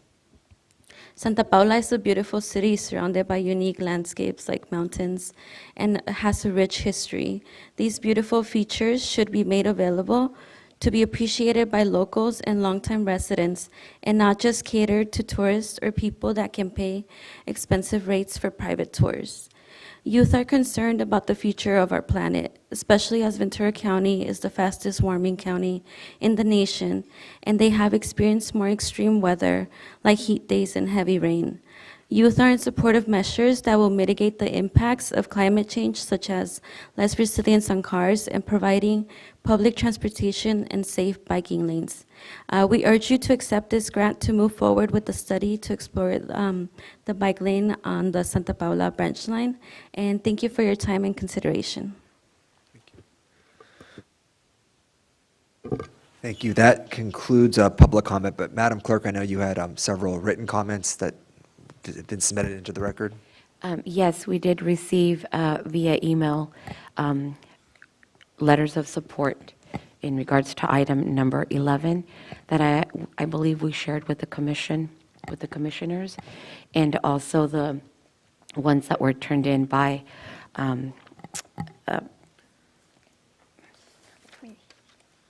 Yeah, I think they were. by one of our public speakers. Ms. Nam, yeah. Okay, thank you. Okay, I'll return the discussion to the commission for questions or comments. Where do we want to start? Commissioner White. Thank you very much. Is this on? Okay. First, I want to thank Chair Lavier for moving this up so we can get the people in and out at a best time. Ms. Fagan, excellent presentations, just wonderful presentation. I think that the information was well received and well presented. I do want to make one point that I did not pay any of these people to come here. You all know my feelings anyway. But I think mostly what you need to talk about, not just bicyclists, but everybody else, it's multi-use. We need to complete the trail. There's been a lot of stakeholder engagement, which I think is great. 30-year planning. 30 years, that's almost as old as I am. I mean, that's a long time. And the public participation that we've received. So I appreciate all of that and getting both sides of the story, so to speak. So thank you for your time. Thank you, Chair. Thank you. Any other? Commissioner Enegren? Or look, you're gearing up. Thank you. Read my mind. I think this is it's a great plan. I've got great respect for the agricultural community. Obviously, it's an extremely important aspect of life, eating food. So I wouldn't want anything to disturb the success of that. And I think this study is going to ensure that we don't disturb that. But I think we all agree that we need less cars on the road. I think we all need more exercise. And I think that's a great way to combine all those together. So I'm in favor of this. Commissioner Tremblay. Thank you, Mr. Chair. First of all, I want to say thank you to all of the speakers who came today. I really appreciate your being here. I'm in full support of the recommendations. Mayor Sabel Thank you, Andy, for your comments. Assemblymember Bennett, thank you for your comments, and thank you to all the members of the public. There were two things that were on my mind before I came here today. One was that this was originally acquired in 1985, 28 years ago, for use as a multimodal corridor, which not only be bicycles but also be pedestrian and walkways. And my thought was, that was great foresight, and if even it's even more necessary today. Although I fully recognize this is basically a move to go ahead and study these items, do the EIR, do the EIS, et cetera. There are legitimate concerns. I do believe that with adequate preparation, hopefully they can be mitigated. The second thought is, having lived in Davis for 9 years, there is great value to it, and I know that firsthand from having lived in Davis for 9 years. But I want to thank you all, because the one thing I did not realize before I came today was getting good restaurant recommendations. So with that, I'm in full support. Thank you, Mr. Chair. Thank you. All right, Commissioner Long and then Commissioner Chavez. Thank you so much. I really appreciate the discussion here today and how fortunate we are to actually get funding to do a study. It's not very often that we're able to do it. But I would like to ask that we do our due diligence based on Sierra Northern and the railroad contract that we've had and the issues that we have had with our residents. Gives me apprehension to move forward and just say, hey, let's do this trail and sign it now, because we just were in closed session for things that we didn't get done when we needed to do it. So I'm hopeful that we're going to be doing our due diligence on that. The questions I had was in the 1 through 12 that stated, I just wanted to make sure where will we be doing the study of the land ownership, the easements, we've run into easement issues with Sierra Northern. Wanted to know where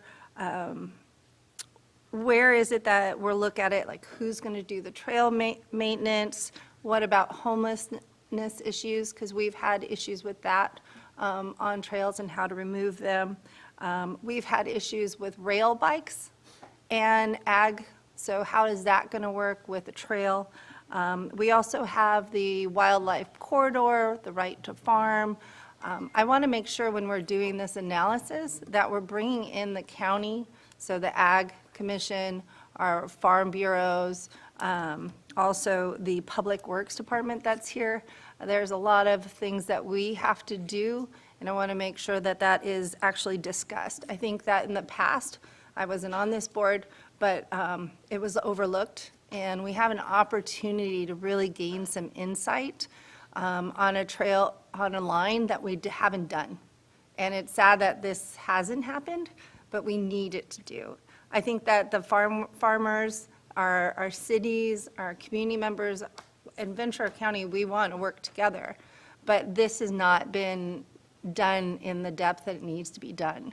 And I think that's where we're getting a lot of the apprehension. I think everyone wants to have transportation and healthy communities and linking everybody through, but we haven't done our due diligence.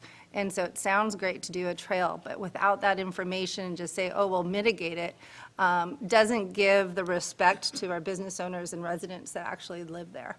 And so I just want to make that statement because I need to understand where in this will that be done. So there are several different parts to your question. The first regarding land ownership. So the commission has approved in the current fiscal year budget a record of deed survey.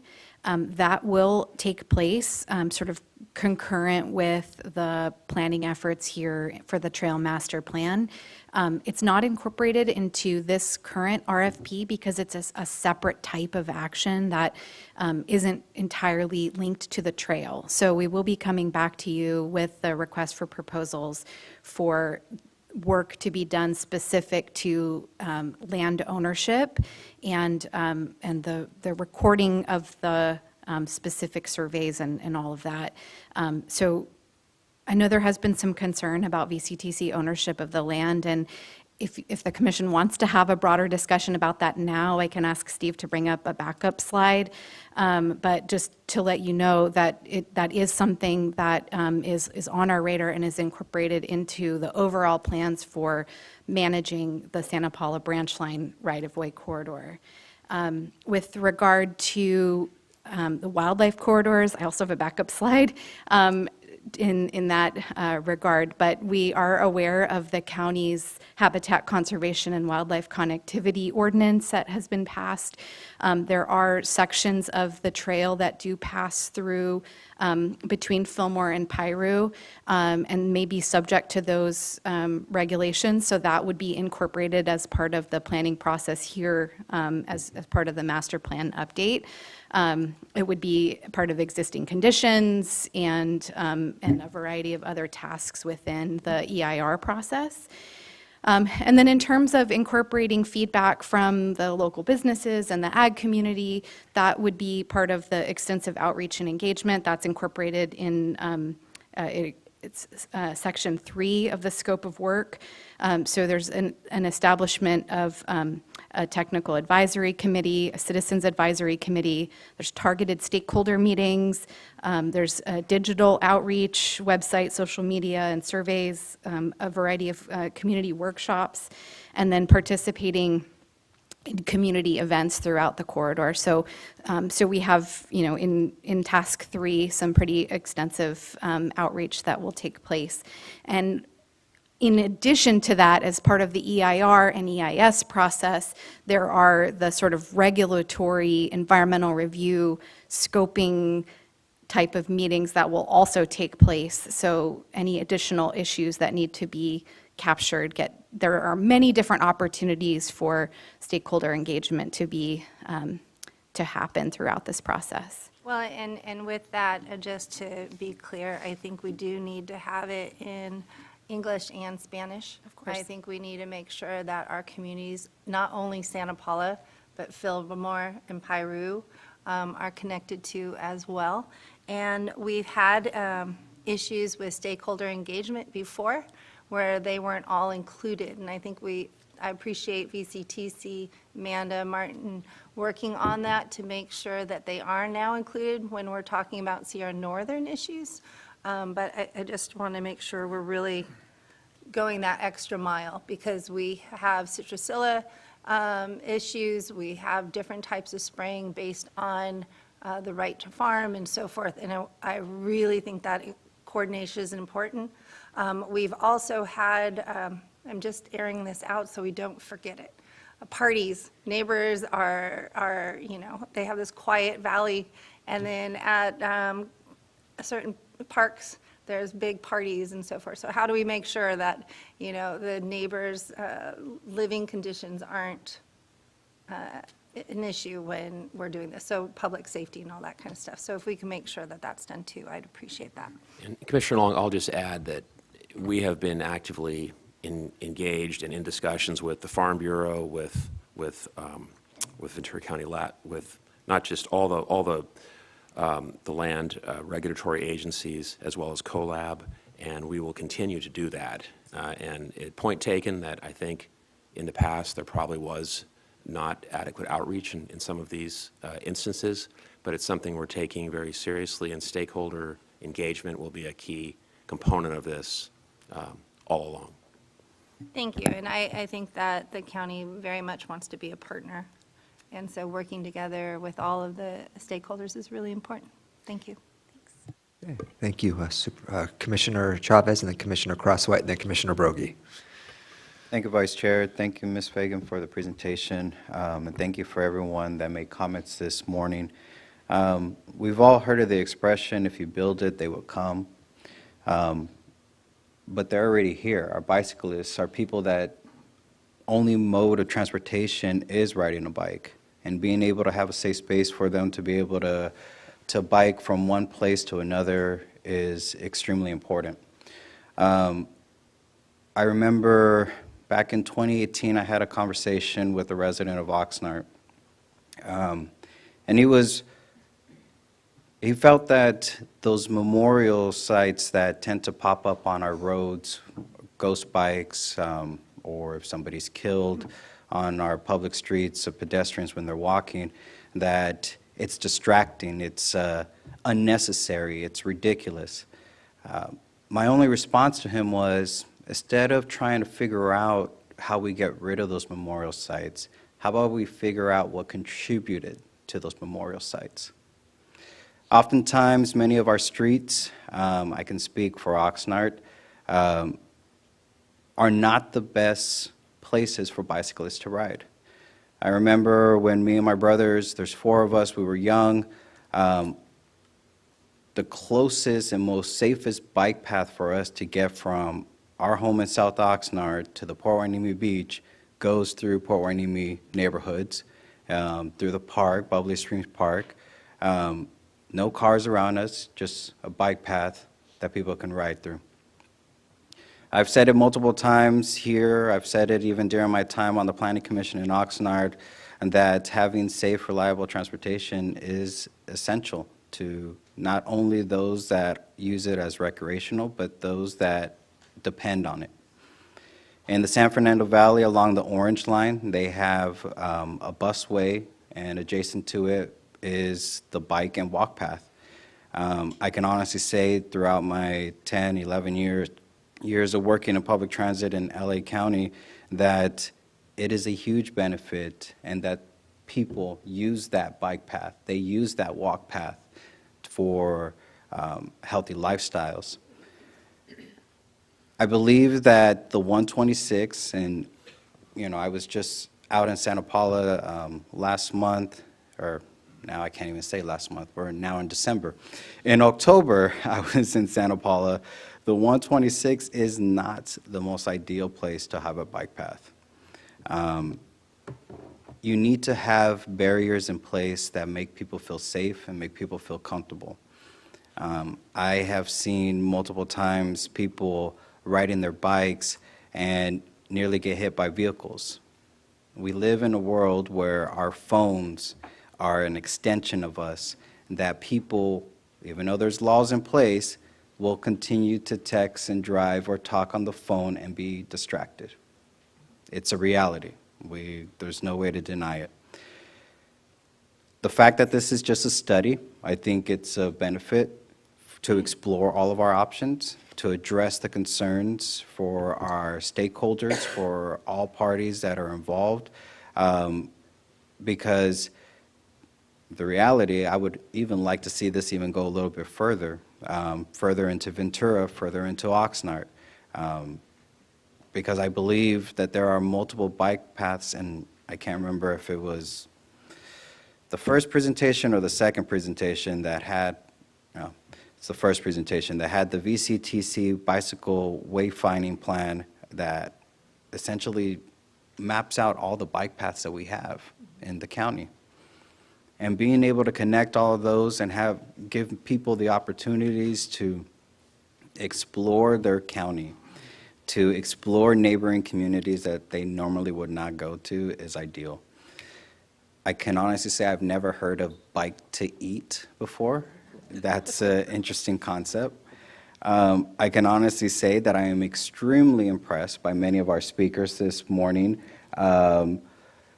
They say, a few years ago I heard on the radio that when you retire, don't just retire and sit on the couch and watch TV. Stay active, because you're going to live a long life by remaining active, keeping the mind sharp. I guarantee you, everyone here this morning that spoke could probably outbike me. I would probably be calling my wife and telling her to pick me up after a mile.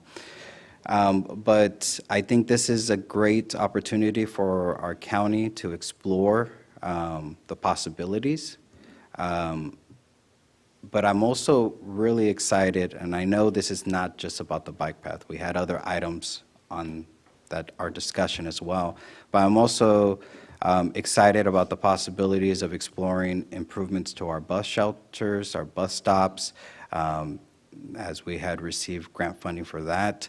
Many of our bus shelters don't have seating areas, or they don't have shade to be able to prevent them from being burned by the sun when they're waiting for a bus. Transportation, I've been part of it working and as a user for years. And I think these grants that we're receiving to be able to improve the quality of life for our residents is a great time, especially when Ventura County tends to lose a lot of the money. So the fact that we have this without any matching funds, I welcome it, and I look forward to seeing what the study brings forth. And on these two items, I can support them as well. Thank you. All right, thank you. Commissioner Crosswhite and then Commissioner Broggi. All right. We've had a lot of discussion, so I'll try to keep this brief. I think that this is a great time to do this study. I mean, we've just, earlier this year, we approved looking at those parcels and sorting out some of the ownership stuff. We've been talking about the broadband and the, if that goes in, the potential that that can have to give us options we didn't have before for mitigation. When I love the term "we bike to eat." I had never heard that before, but I think that might be my highlight of the day. And I think this trail isn't just about avid cyclists either. It is, and we in Santa Paula love that they're going to get to Santa Paula regardless. It's also about those people who, like, this is the first place that I've lived where I no longer use a bike because there wasn't a safe way to get from home to really anywhere else. Everywhere else, I always had to make sure that my tires were blown up so that even though I didn't go often, whenever I had friends that were going to go, we could go biking. And that just doesn't happen anymore. And so I know I would love to have that as an option again when people come to visit and bring their bikes, or just to get out in another way and do some exercise, or for people who want to get to work in Ventura or Fillmore. I think that I also do want to acknowledge I grew up in an orchard. I understand. I remember being out playing and going, oh no, the spray truck is coming, and running into the house, right? I know that there are lots of things that need to be taken into consideration, and there'll be all kinds of conversations and planning and stuff that needs to happen. But I think that it's an opportunity that the funding is available.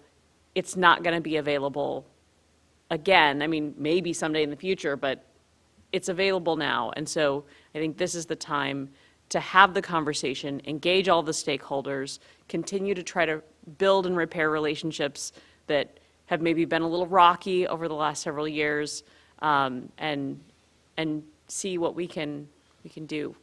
So, thank you. Thank you. All right, Commissioner Broggi and then Commissioner Johnson.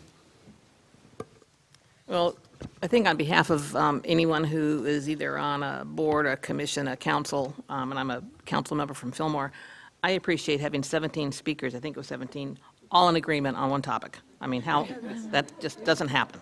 So that was wonderful to hear.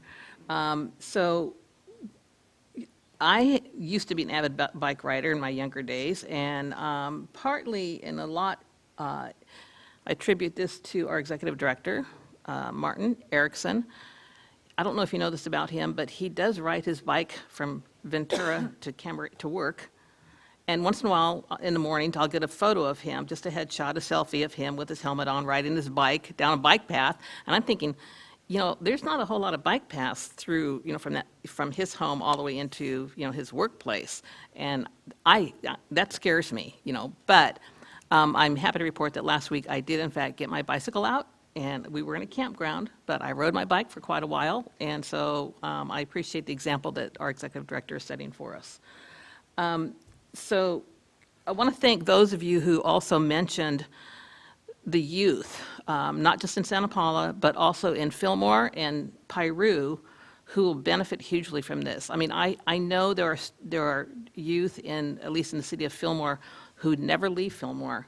And I think a bicycle and a bike path, a safe bike path, is going to open up some opportunities and doors. Someone mentioned, VC, going to college via the bike path, which I think would be tremendous.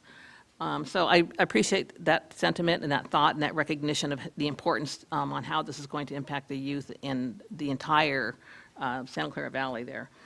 And then I had a couple of questions too for you, Amanda. So I'm trying to envision, I didn't see the map real clearly up here, but I know Fillmore's with the development, the housing development, the bridges, we have worked very diligently to have the developers put in bike paths along the Santa Clara River. So it deviates away from the track, from the Sierra Northern. And so I'm wondering how, will it continue, will it match up in Fillmore along the existing path that we have just put in? Or will it? So one of the really important pieces of the planning effort here is to make sure that the master plan is facilitating connections to other existing and planned bike trails, transit connections, new housing developments, and that's actually one of the sort of genesis of this master plan update, is recognizing that both Santa Paula and Fillmore have some, relatively significant new developments. Santa Paula has a new hospital. And so we want to make sure that the trail is sort of serving as sort of like trunk infrastructure. It's sort of the bicycle freeway through the Santa Clara River Valley. And then connections can be made from the branch line trail to important places throughout the community. So connecting to other bicycle networks, other walking paths, to employers and housing areas. So that's really, super important to why we're doing this work.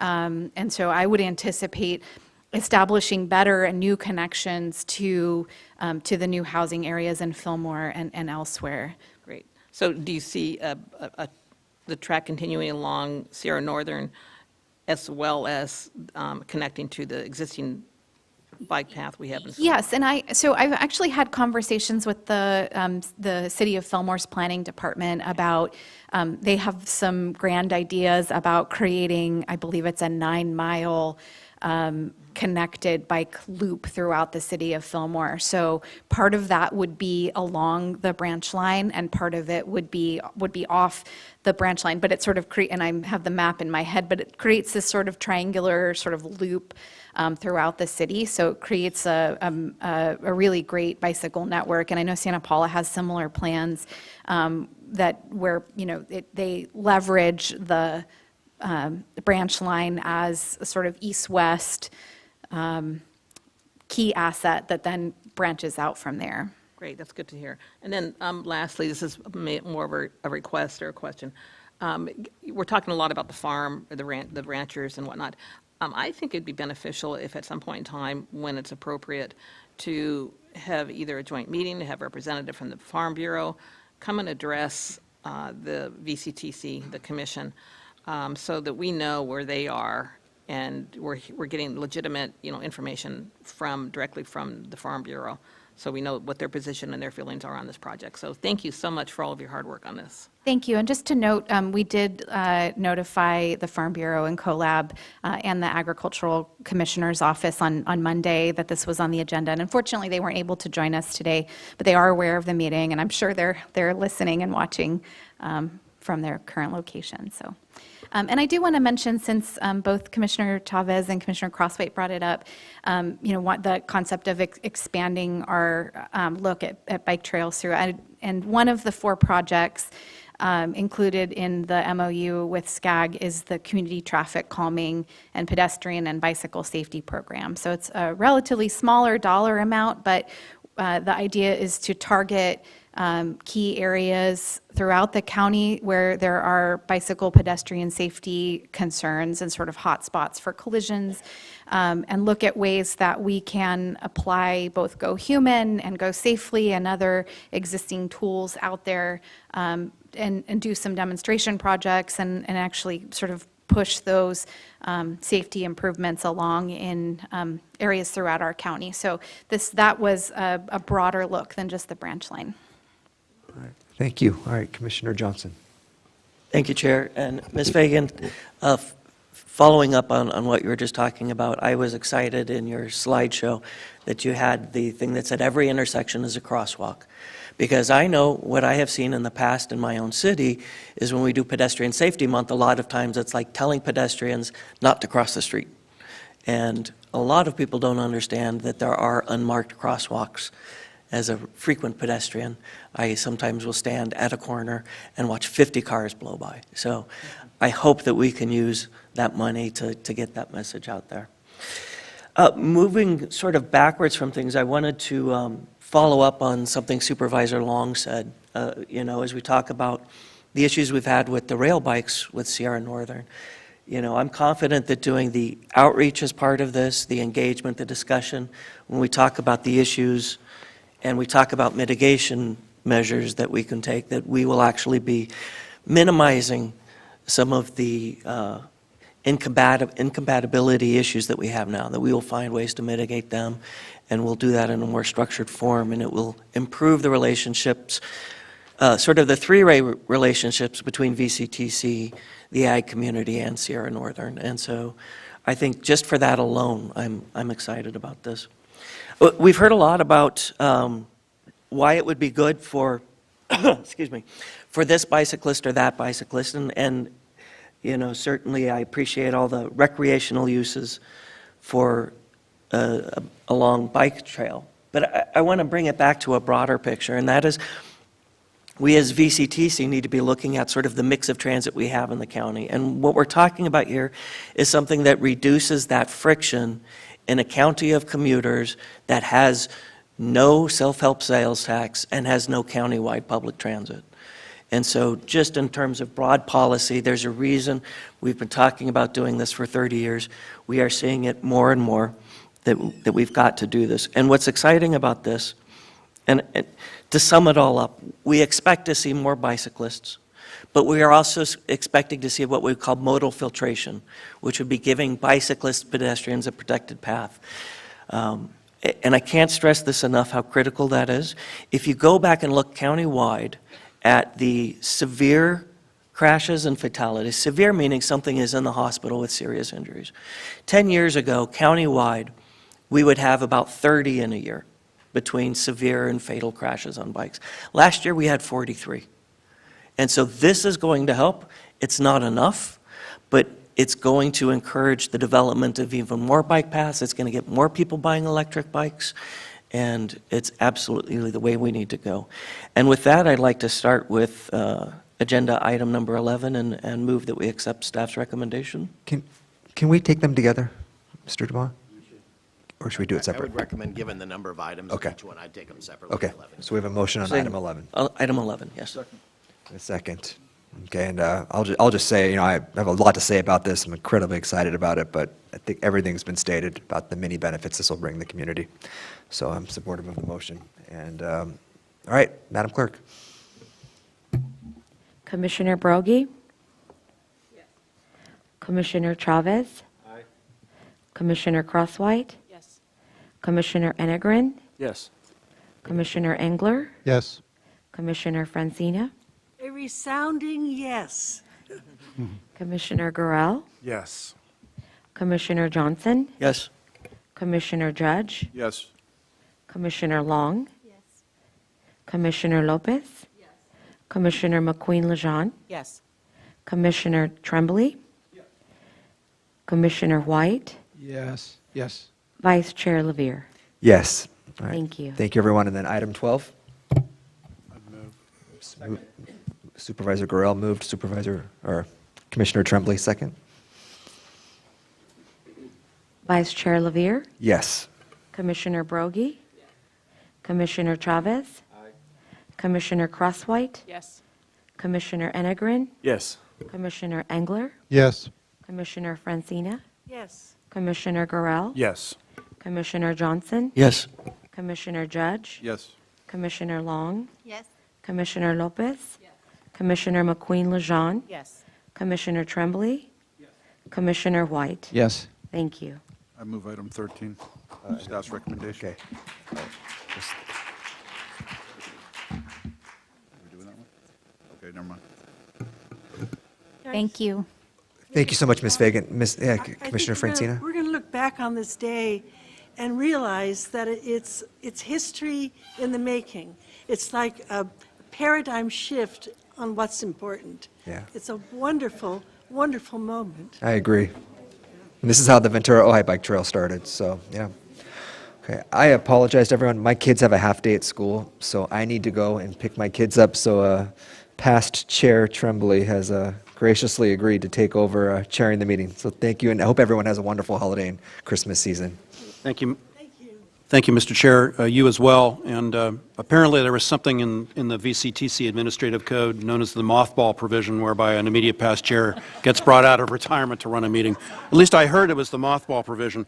So, Chair Emeritus is actually a nicer way, but I think the mothball provision is what I've heard. Okay. With that, why don't we go back to item number 9, which is the SB 125 recommended projects. And Ms. Grasty, I believe you're going to present on that. Did I get the order right? Yes. We're on number 9? Yes. Okay. Very good. Thank you. Got it. Better than I did, so. All right, good morning. I'll try and keep this brief. I know we've been here for a while and have some more items to cover. But I just want to say I'm very excited to bring this item forward.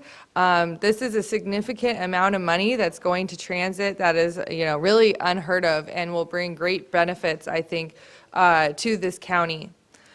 So first, just a little bit about what SB 125 is. Distributes $4 billion in general funds through the Transit, Intercity, and Rail Capital Program, otherwise known as TIRCIP. The first year is approved. The second year has yet to be approved by the legislature. It uses a population-based formula to distribute these funds to the RTPAs throughout the state, including VCTC. Regular TIRCIP funds can only be spent on capital, but these funds can be spent on operating as well. It also establishes a 1.1 zero-emission transit capital program, or ZETSEP, to be used in addition. These funds are to be used on projects through FY27, though the funds have no expiration date. I just want to note that it includes a lot of accountability and work for all of these funds, so we'll really need to, it'll be a big support from staff, but also from the operators to make sure we turn everything on time. So the funding for the first year, which is approved, is almost $42.5 million. The next year is similar, but a little bit more. The ZETSEP, the first year is $5 million, and then years 2 through 4, the ZETSEP $2.8 million, and which brings it to a total of $98.5 million. So it's a very significant amount for VCTC and for the Ventura County. I'll just go over the priorities of these funds. Is to reduce emissions and greenhouse gases, expand and improve transit service to increase ridership, integrate rail service, improve transit safety. Those first 4 are the TIRCIP regular priorities. The SB 125 also includes priorities to provide this multi-year bridge funding for transit operators to address operational costs, and assist transit operators in preventing service cuts and increasing ridership. So I just want to go a little over the process. With such a big significant source of funds being brought to Ventura County, it's really given us an opportunity to look at everything regionally, and it's been nice that it coincides with our short-range transit plan. Everything will be included in there. We reached out to all of the agencies in August to get all of their priority projects, which they submitted. We categorized these by project type. The total request was almost $135 million. So shows that even with such a large amount of money, we really have a lot of needs. So we took this project list to Transcom in November, but there was a couple projects that were missed that have since been included. So with, still about 36 million unfunded, we had to make some tough decisions. And we used the SB 125, approaches, in their recommendations, but also we looked at prioritizing operations, bus replacements, their second priority. Really, we want to make sure that we keep our transit operators going.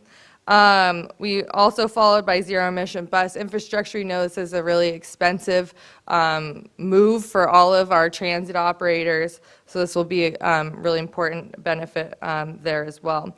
And then also looking at regional projects that benefit all of the operators.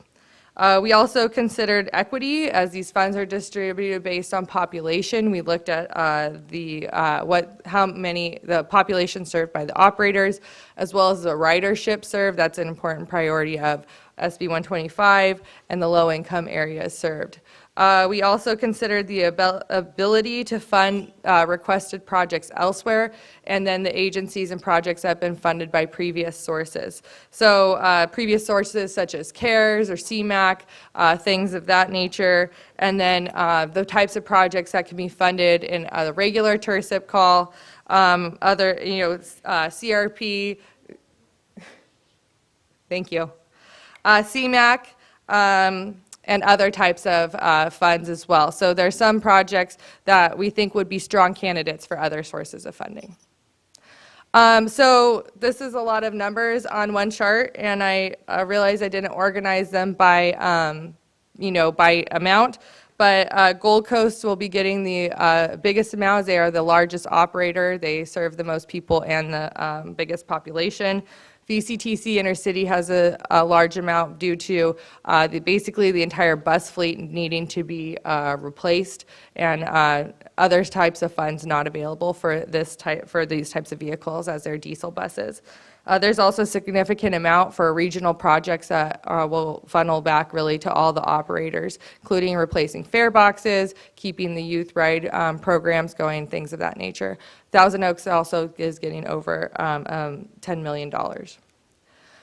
The types of projects that are funded are existing operations, new operations, bus replacements, zero emission projects. Camarillo should be noted on that one as well. And then there's a couple other miscellaneous projects. And then the regional projects, as I mentioned, are new fare boxes, also credit card readers, open loop payments where you'll be able to tap your card. The MOS implementation, that was a priority for the commission at our goal setting session and our strategic plan session, and a new radio system that will allow all the operators to communicate with each other, and with our law enforcement emergency management agencies as well. So there are a lot of projects that are unfunded. There's agencies that are getting above their share in population, and all of those agencies also have unfunded amounts. So Gold Coast has over 7 million, Valley Express as well, but that really is an amount that it will be needed for some sort of facility to fuel zero emission buses, which is undetermined at this point. And VCTC Intercity will still have over $10 million to fund the last third of the buses. And then I note some other potential funding sources for these types of projects, which I already explained earlier. And with that, I'll take any questions. Thank you, Claire. I know we have at least one public speaker on this, but prior to calling for public comment, are there any questions from any of the commissioners? All right, hearing none, let me ask for public comment. I have one comment card from Vanessa Rauschenberger. Hi, Vanessa. Good morning, members of the commission. I'm Vanessa Rauschenberger, the general manager for Gold Coast Transit District. And I just want to speak to the thoughtfulness and process of engaging with Gold Coast that VCTC staff has done over the last few months. As you can imagine, back in August when we learned about SB 125 and the amount of funding that would come to Ventura County, we wanted to be engaged very early in the process. And as my board members know, some of them who are here today, we are one of the agencies in California who is experiencing, a potential forecasted of a fiscal cliff, so to speak. As inflationary costs have risen, labor costs have risen, fuel prices have risen. We are, looking to many, many options of how we're going to fill that gap, not only with just, creative ways to better use our facility, make our services more efficient, make changes in our organization to make our agency more responsive. This funding will provide us some breathing room to do that, and will most importantly ensure that we don't have to reduce service for the next few years, especially now while we're seeing such a huge increase in youth riders. Congratulations to VCTC on the Agency of the Year, well-deserved, especially with the outreach on the Youth Ride Free program. I just want to share a quick numbers with you. The week before Thanksgiving, we had 71,000 riders in a week on our buses. 35% of those were youth riders. That is a number I would not have dreamed of in 2020 when the pandemic hit. And so to see those numbers rebound that way 4 years after the pandemic, with our ridership now finally exceeding pre-pandemic levels, we're very appreciative that the state legislature passed SB 125 so that it could make sure that transit agencies across California can use these funds to help that ridership continue to grow and improve. So just want to thank VCTC for being responsive to the needs of Gold Coast riders and all the transit riders in the county, and also for the flexibility in the funding plan that gives us the ability to use that over several years. So thank you to the staff. Thank you very much, Ms. Rauschenberger. I have no other speaker cards on this item. All right, seeing no other public comment, are there any comments from commissioners? What is the pleasure of the commission? One quick question, really. Commissioner Engler. I know that currently funding is not guaranteed going forward. Go a little bit into what plans we might have if future funding from the state is not realized. That's a great point. Thank you for bringing it up. I should have mentioned it. So, yes, we have communicated to the operators through Transcom and in the report that if the second year of funding is not approved, then we will need to make some adjustments. All of these projects are organized by year that the funds are needed. So they are not necessarily equitable among the agencies. They're done in a time sequential manner. So we would certainly need to reprioritize them. We have some ideas. Most agencies are getting money in the first year, but it would need to be rebalanced a little bit, and we know we would have to go back to the drawing board and do that if the second year's worth of funds are not approved. And also note that we are submitting all of these package of everything at once since we have enough projects for it, but by doing so, that should make a little bit less work on staff and on the operators to have to submit twice. Also should ensure that the second year's funds are received sooner, assuming that it is passed through the legislature. Thank you. Commissioner White.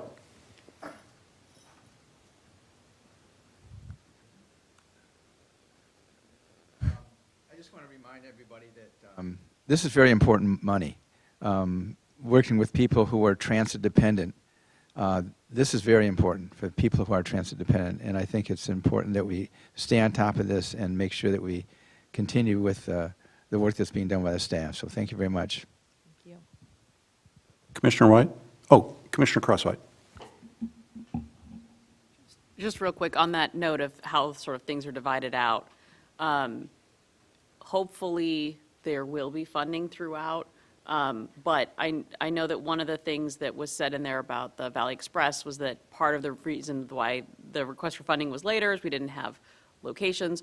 I really hope that we are having those conversations, thinking creatively about how we can find some locations so that we can start to move those things forward so that we don't get to, 25, 26, 27, and then, oops, the funding's not available and we're getting close to deadlines. And so I'm just want to be aware that making sure that we're having those conversations around locating those parcels, whether it's talking with the school district, talking with private industry, the city, whoever it is that we need to be having conversations with to keep that moving forward as we look for a location. So, certainly, it will be on the next TAC agenda. Well, we will certainly be looking for direction and support from the public works staff, I think, are closer to some of those locations. So yes, absolutely. Well, Commissioner Chavez. No, I will happily accept a motion. I was going to be presumptuous and ask Commissioner White if I thought I heard him making a motion earlier. So, anyway, yes, motion would be in order. Motion by Commissioner Chavez to approve the Senate Bill 125 project lists. Do we have a second? I'll second. Oh. Sorry. I think the tie goes to the runner on that one. I think that was Commissioner Johnson. Okay. Oh, it's Commissioner? I'm sorry. Okay, very good. Let the record note that. Roxana, would you please call the roll? This is why the mothball provision exists. Sorry. Commissioner please call the roll. Broggie? Yes. Commissioner Chavez?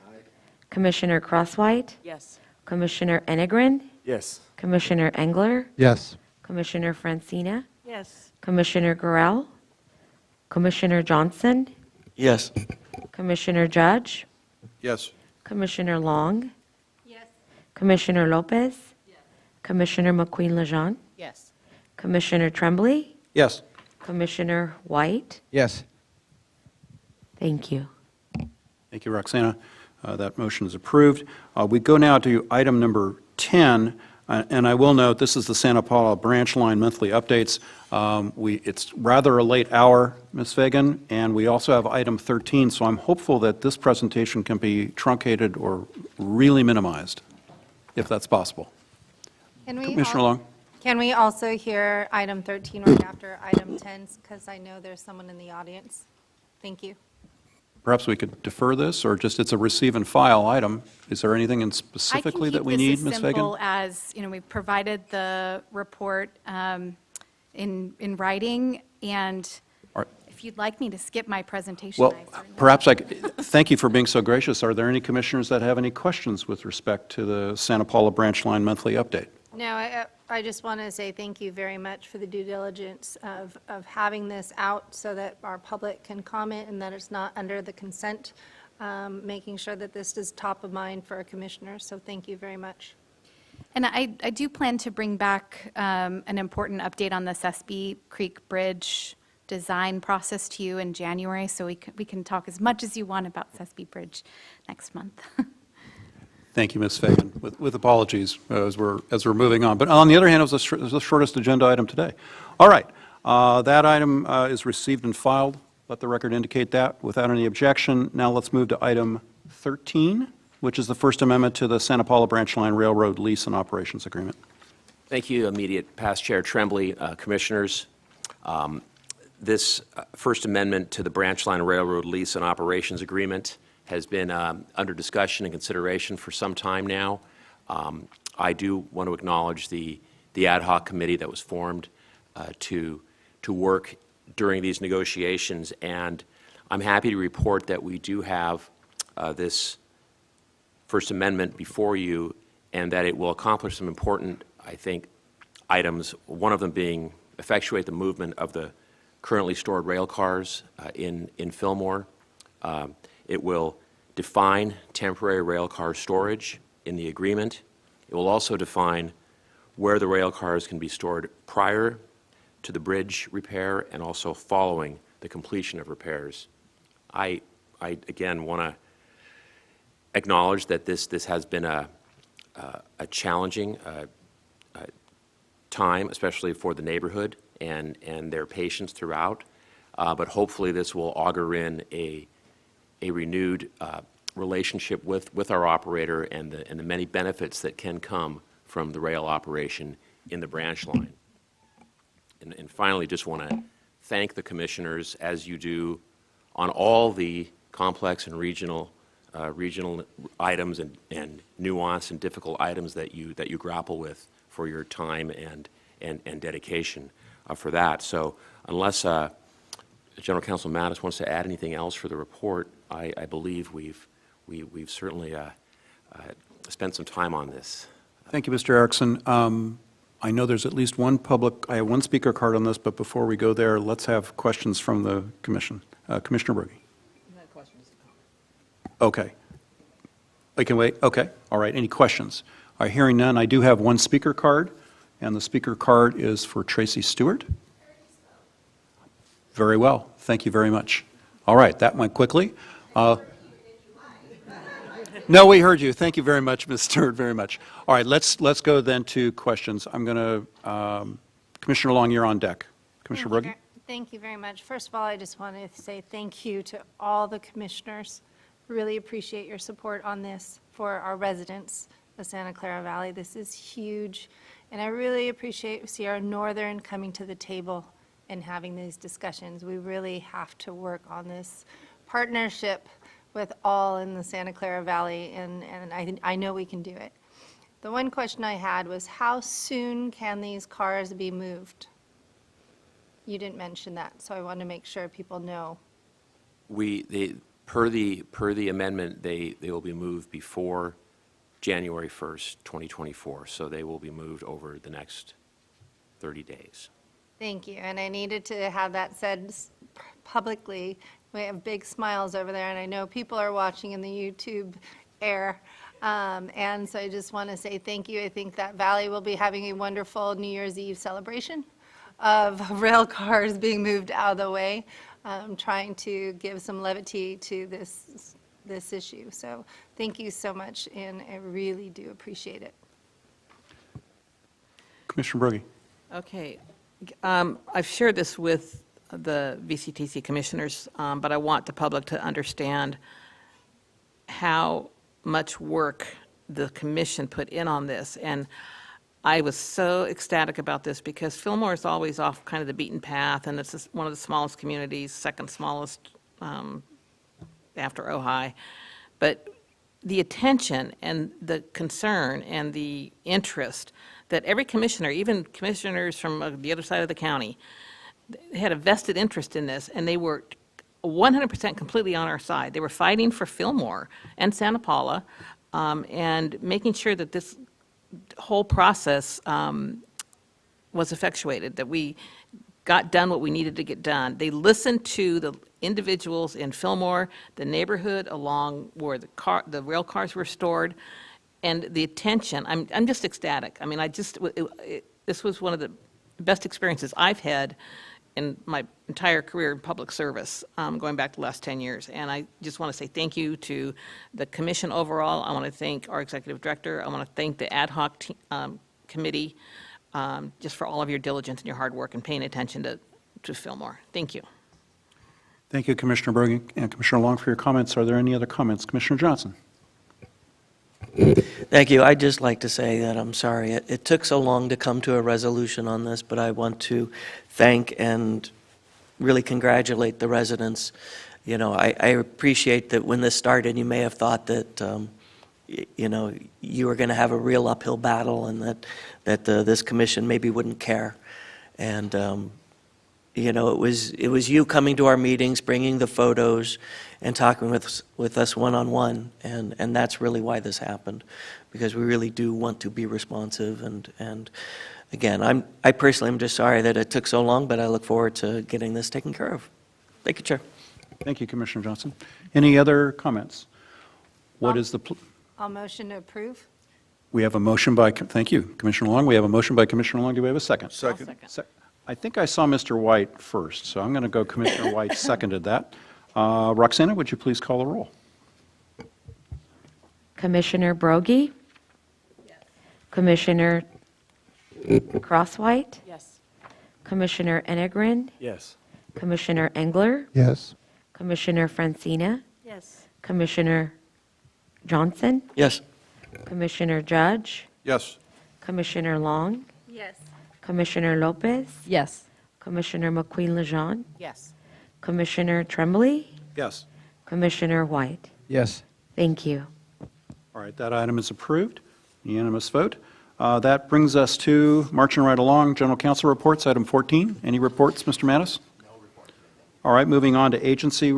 Actually, I've been made aware that there was a speaker card that was that was omitted during public comment. So I'm going to ask Mr. Camley, Victor Camley, to come forward. You apparently you had something under public comment, and remind you that 3 minutes is the time limit, and of course that's the maximum amount of time. It wouldn't hurt if it was even quicker than that.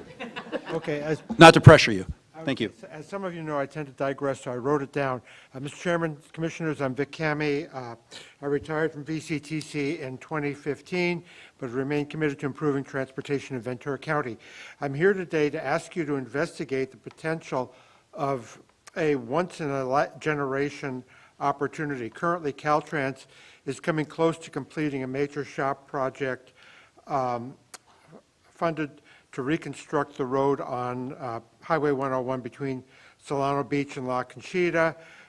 When this approximately 3-year reconstruction job is finally done and the lane is reopened, I'd like to ask you to look at turning it into an HOV lane rather than reopening it as a general purpose lane. As you're aware, right now, the last couple of miles in Ventura County from La Conchita north are HOV lanes. Santa Barbara is constructing HOV lane all the way from the county line up to the city of Santa Barbara. Some segments are open, some are in construction. But if you take the lanes that will be added in when the construction job is finished sometime in 2024 and turn them into a HOV lane, you'll have a continuous HOV lane from at least most of Ventura north to city of Santa Barbara within a few years. I think this is your opportunity to do that. I don't think you'll see any other widenings on the 101 freeway in the North County within anybody on this board's lifetime. So I'd like to ask you to have staff work with Caltrans and investigate doing that. I'd also like you to consider doing the HOV lane on the weekends. As those of us who live on the 101 corridor know, the actual worst traffic, literally from LA County all the way up to Santa Barbara, is on the weekends. And while it's a little bit more of a challenge, it would, I think, ultimately help all of Ventura County if that HOV lane were operated on the weekends.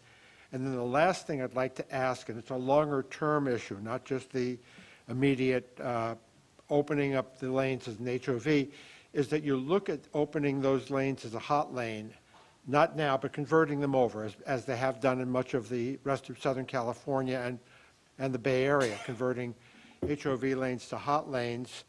The tolls collected on that will not pay for widening the road. There just isn't enough. You looked at that for the 101 from Ventura down, didn't work.